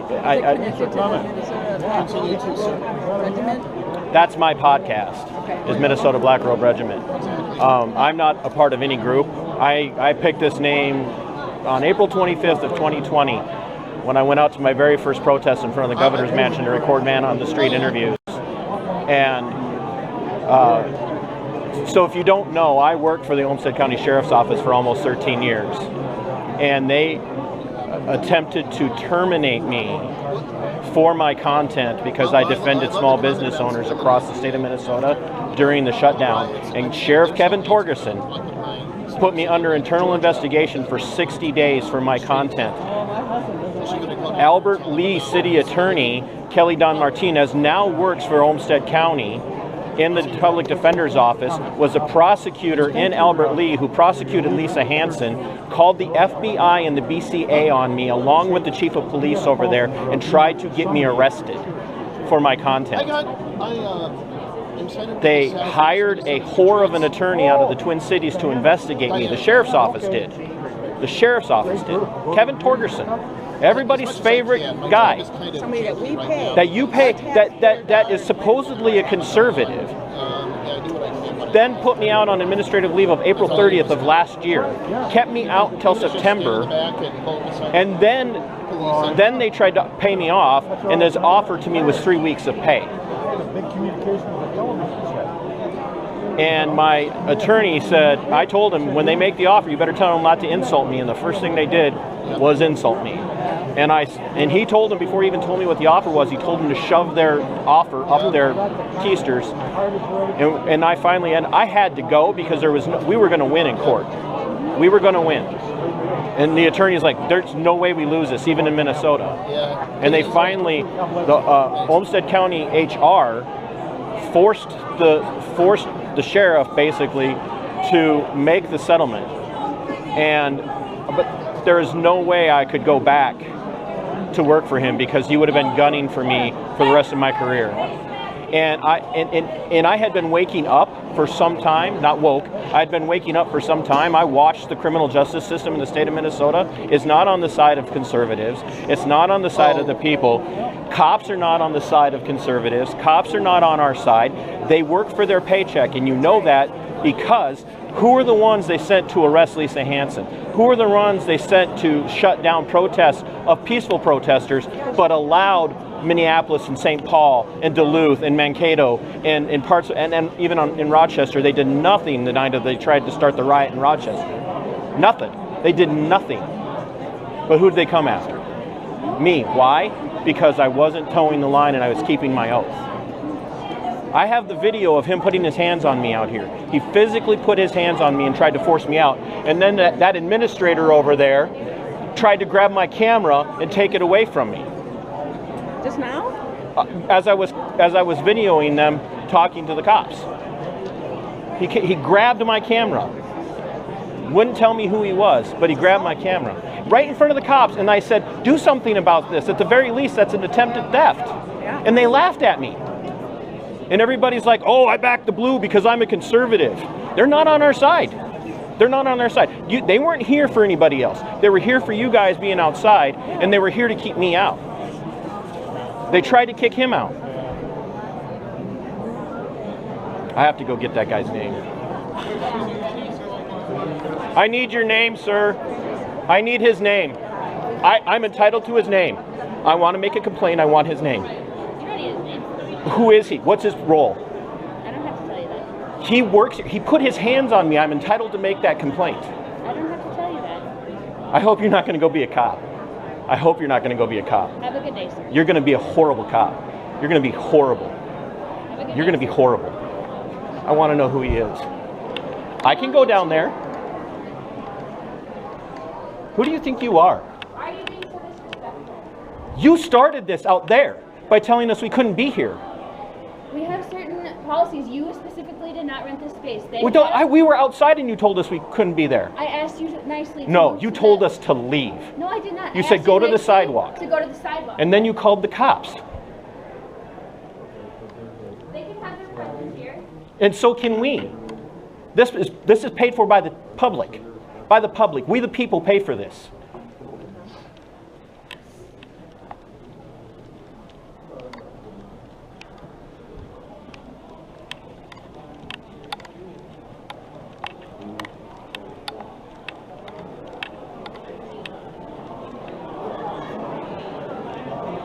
You need to read the Constitution, young lady. You need to memorize it, and the First Amendment, and the Second Amendment, and the Fourth, and the Fifth. Do you even know them? Do you even know them? You know you're wrong. You're going to be horrible at this if that's what you're going to be doing. She tried to stop me from going to talk to him. Freaking security. Freaking security tried to stop me from trying to talk to that administrator. I'm telling you, so many people are so mad at me, and they're like, you got to stop talking bad about cops. People have got to wake up. They got to wake up. Who do you think they're going to go after? They're not going to come after, they're not going to go after rioters who are burning down buildings. They're not going to go after rioters who are breaking in and looting businesses. No, they won't. They just assaulted me. The RPD officers assaulted me trying to come in here. I was trying to come in here, and they grabbed me and tried to force me out of the building. That's assault. You can't touch him. You can't touch his camera. I tried. The administrator tried to grab my camera and yank it out of my hand. That went around and came over and talked to him. Was the camera running? Oh yeah, I got it all. There's going to be an isolated video later on. And I know all of the auditing auditors. And I have friends who work for RPD. 13 years in the sheriff's office here. Almost 13 years in the sheriff's office here. I have friends in RPD, and they're mad. What's wrong with you? What do you think? What's wrong with me? Let the camera speak for itself. So when you put this online, where do I look it up? Minnesota Black Robe Regiment on YouTube. Yep, and it's the whole word. It just wouldn't fit on my beanie very. I got a big forehead, but it's not that big. I'll give it to you because She watches me. Yeah. How'd you know that? I've seen you at plenty of stuff, so. And I know you do once in a while. You used to be one of my most reliable. Yeah. Now you're so busy being all popular and famous. Oh. So right now, it's a personal question, but right now, how are you making your money to be able to? I'm on the cusp of losing everything. You're on the what? I'm on the cusp of losing everything. Because that's how we're silenced. Yep. They take away your livelihood. They take away your. I was ostensibly canceled. Yep. So can I donate money to you so you can continue? If you choose to, like I said, Subscribe Star. So then when it goes to you? And then you go to Subscribe Star and just type in Minnesota Black Robe Regiment podcast. And then there's tiers of support that I offer. Okay. And it's monthly. I mean, you can do as little as one or as much as you want. So, no. Much easier that way. Not what I wasn't asking. No, I was already prepared. I already had it ready to go. Right. So this is, but no, it's nothing because you sacrificed It's not only. I wasn't trying. No, I actually baited you because I told her already I was going to do that. I don't know why. I don't think people realize the sacrifice that you've been forced to. But there's a reason. There's a reason why you're going through this, and it's a reason why this happened to you. So, it's just like me. There's a reason why. We have a purpose, and we just have to keep doing what you're doing. This is what we're supposed to do. So it's a narcotics issue. You do good work. I appreciate it. Employing individuals that do not have the appropriate training for getting. Oh, from outside when I told you guys that. There are She tells me about that. No, because I watch all those videos. I'm one of those that I binge watch all that stuff. Watch this. Are you guys law enforcement students? Were you out there when I was talking to Vinny? Oh. Can I ask you guys just a couple of quick questions? Why do you want to be in law enforcement? To give back to the community and help. Okay. What do you think law enforcement's primary responsibility is? Besides give back to the community and help. Uphold the law. Okay. What's the chief law of the land?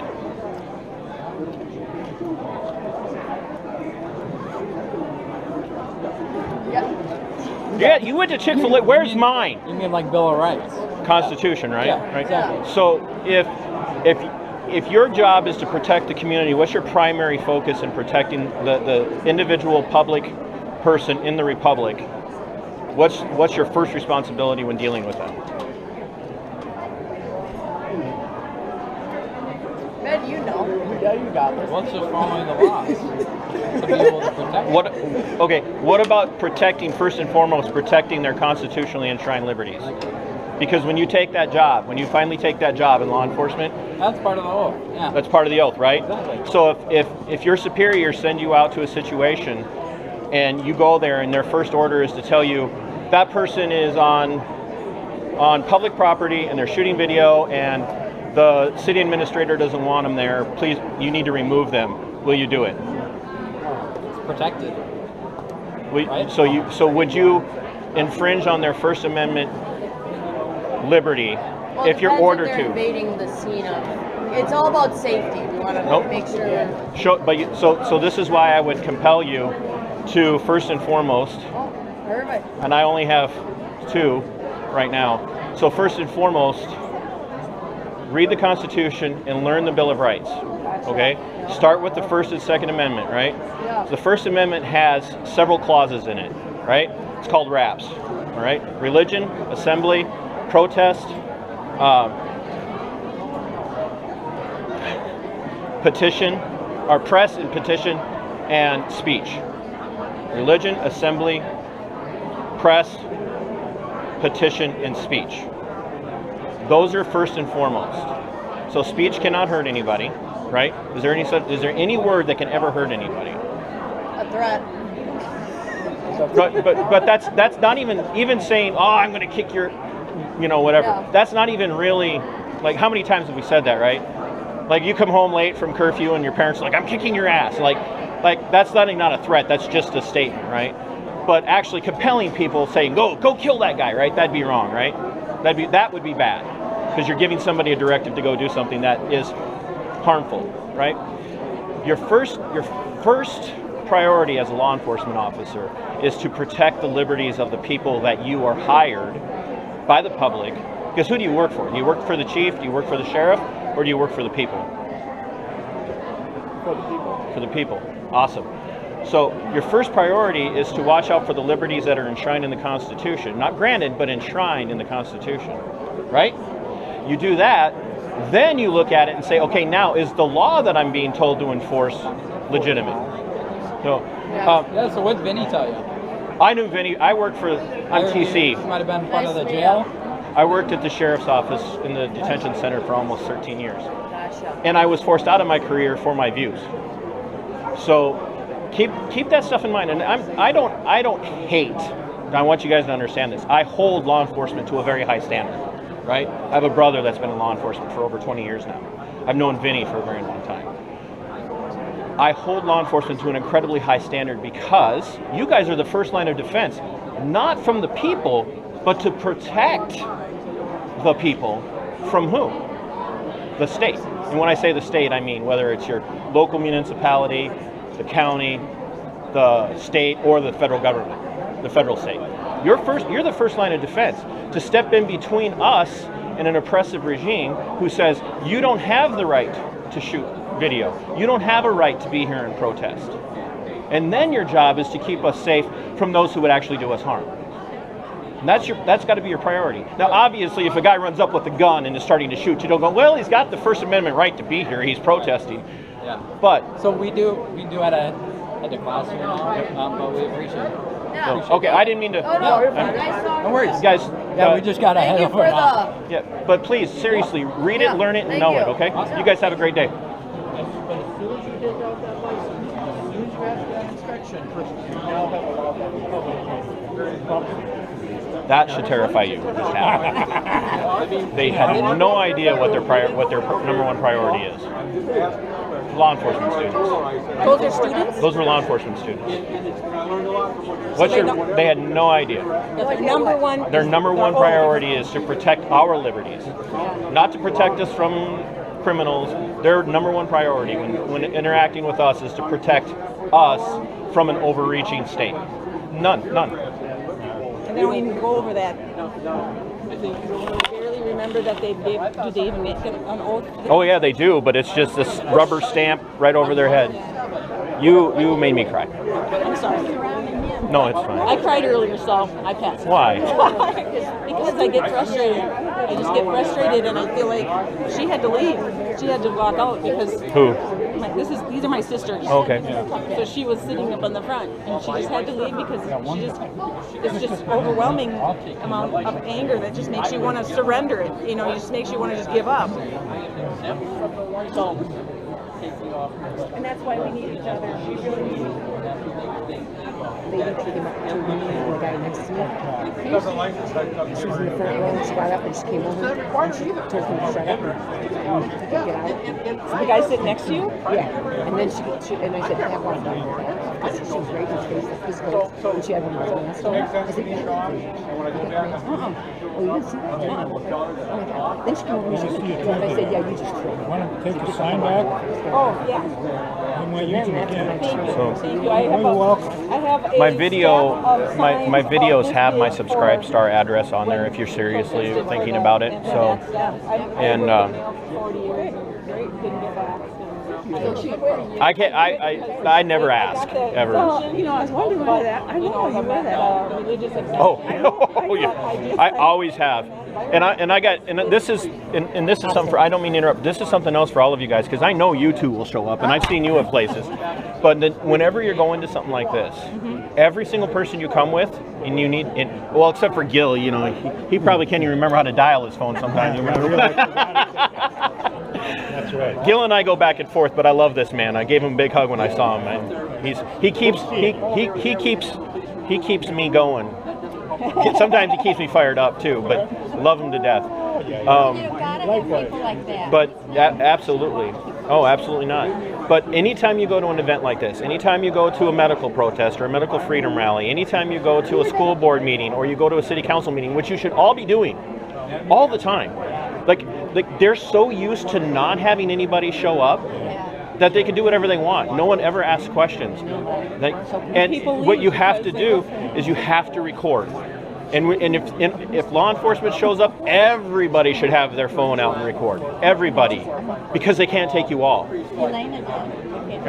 Everybody has to sue.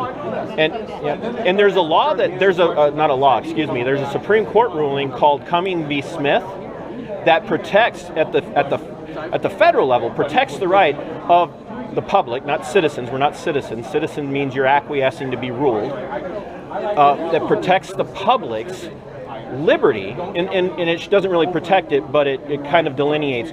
The public has the constitutionally enshrined liberty to record all law enforcement interactions at all time, whether they're even part of it or not. Yeah, you do. In the course of their duties, yep. Yep, in the course of their duties. Absolutely. That's Cummings v. Smith. And I don't know, you saw him out there, how he was talking to me. Yeah. I said, name and badge number. You know who I am. And then he's like, right here. No, I asked you, I said, identify. I said, identify. And he would not do it until the other two started doing it. It's a Well, power. somebody walked by and asked them, they walked by and they said, who was? Sign? Yeah, please. Thank She you. said, and who gave us the? Thank you. Who gave me the I'm not sure who gave us the flags. You want to take the So- flags West too? did. I bet West did. He passed Probably it West on. London. Wes passes that stuff out all the time. He probably had to get to work, so. Yeah, that's why he left. It's I selected you. Yours? Tuesday at 9. I found on the floor where you were standing. It might be one of my. I got it. It might be one of my pieces. See you waiting Tuesday morning, Yeah. 9 o'clock. Yeah, That was- You gonna go to the meeting Where Tuesday morning? I work in a warehouse now, so I can't make a lot of that stuff. So, see you, Gil. Hey, man, come here. Come here, you old codger. I'm giving you a hard time. I can't. You know I love you. I love you too. Thank you for coming. Thank you for all your activism. I'll have one of those. Yeah. Love you guys. Hang in there. Okay. We're parked on this side. We're parked on So, this side. Yeah. thank you so much. That was really sweet of you. Ray Scott. Keep up the good work. Thank you. And if you choose to, that's awesome. My sister Michelle. If you can't, that's awesome too. I'm humbled you even asked how you can help. Thank everybody for coming. All right. What's your name? Ray Scott. Ray Scott. I'm sure I got this right. MN Black Road. Yeah, but it's the whole word, Minnesota. Okay. Yeah. Thank you. It was nice to meet you, Ray. I know I've seen you someplace before. You ever like go to any of the medical freedom rallies or anything? No, I'm usually at election integrity, and I worked at IBM for 31 and a half years. Okay. I know I've seen you somewhere before. Boy Scouts, I've been in Boy Scouts for 30-something years. The Boy Scouts wouldn't have me. I'm too radical. Oh. I'm kidding. So it was nice to meet you, Ray. Oh, so you got it right up there too. Yeah, a supporter of my show hand knit this for me. So, Oh, nice. So thank you.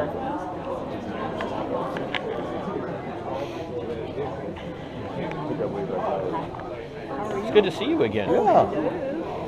Black Road Regiment. Oh, yeah. We know who that is. Yeah, Some people go, what is that? Yeah, normally they're scared of me. They're like, oh, he's some sort of radical. I'm like, yeah, I'm radical. So, Well, we learned from Rick Green's Constitution lessons who that was. And that's who should be stepping up now. the churches in Rochester, no offense to your church if you have a good one, but there's not a single church in Rochester that stood up to any of the stuff over the last 3 years. None. Not even a allegedly conservative Presbyterian church I went to. So. Hearing Rick Green talk about how John MacArthur stood up out there in California. But even he capitulated for a while. Did he really? Yeah, he capitulated for, he's like, oh no, we're going to shut down. And I was like, John, of all people, I didn't know. It took him like 2-3 weeks, but he finally did, and then they did come after him. And so I have several friends that actually are members of Grace Community, and actually two of them actually also sit in the sub-congregation of Grace Community that's pastored by Phil Johnson and Mike Riccardi. So I know Phil and Mike and John. So. What was your name again? TC. Oh yeah. That's what everybody knows me. Yeah, right. I remember. It's coming back to me. You know, we should carry his cards with our names. Yeah, right. Here. So, well, it was good to see you folks. Thanks for coming out. Absolutely. Thanks for coming. Appreciate it. So, Okay? Yes, let's do that. You take care. it can be a little frustrating, can't it? Yeah. Hold on. No, I didn't mean to interrupt. I'm sorry.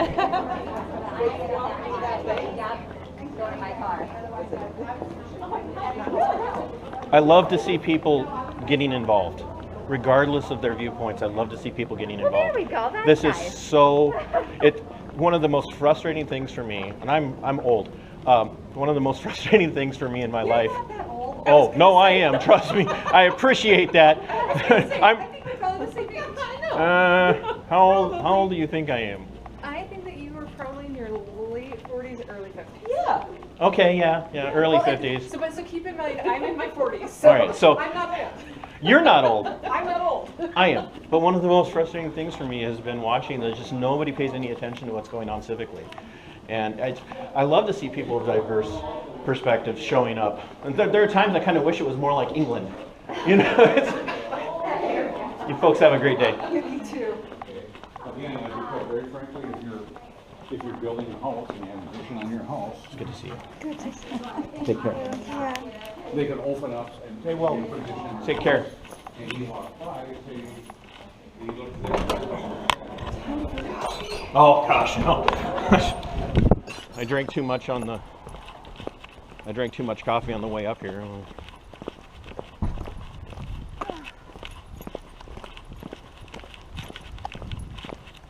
I always do that, drink way too much and then stand there and like don't want to leave. Well, and then I'm just like, like I'm just tapping my feet. Or if you're sitting down, you're crossing your legs because like, you know that. Well, I work from home. And Watch your step. Oh, everything. I've noticed that like I'll just like tap my legs. And it's just like, okay, maybe I need to cut that. But I'm not ready to commit to that yet. Oh, I tried to quit coffee. Like, I can cut alcohol out of my diet, no problem. Doesn't bother me. Coffee. Coffee, nope. No, coffee to me is just very, very important. A world without coffee is like a night without stars. That is. Can I quote that? Yes. Well, I'm sure. I'm ripping off of something else that has like, you know, whatever. Yeah. That sounds like something. What's his name? Wrote Turtles All the Way Down, and oh yeah. That sounds like something he would title a book. See, there you go. So you have a great night or day.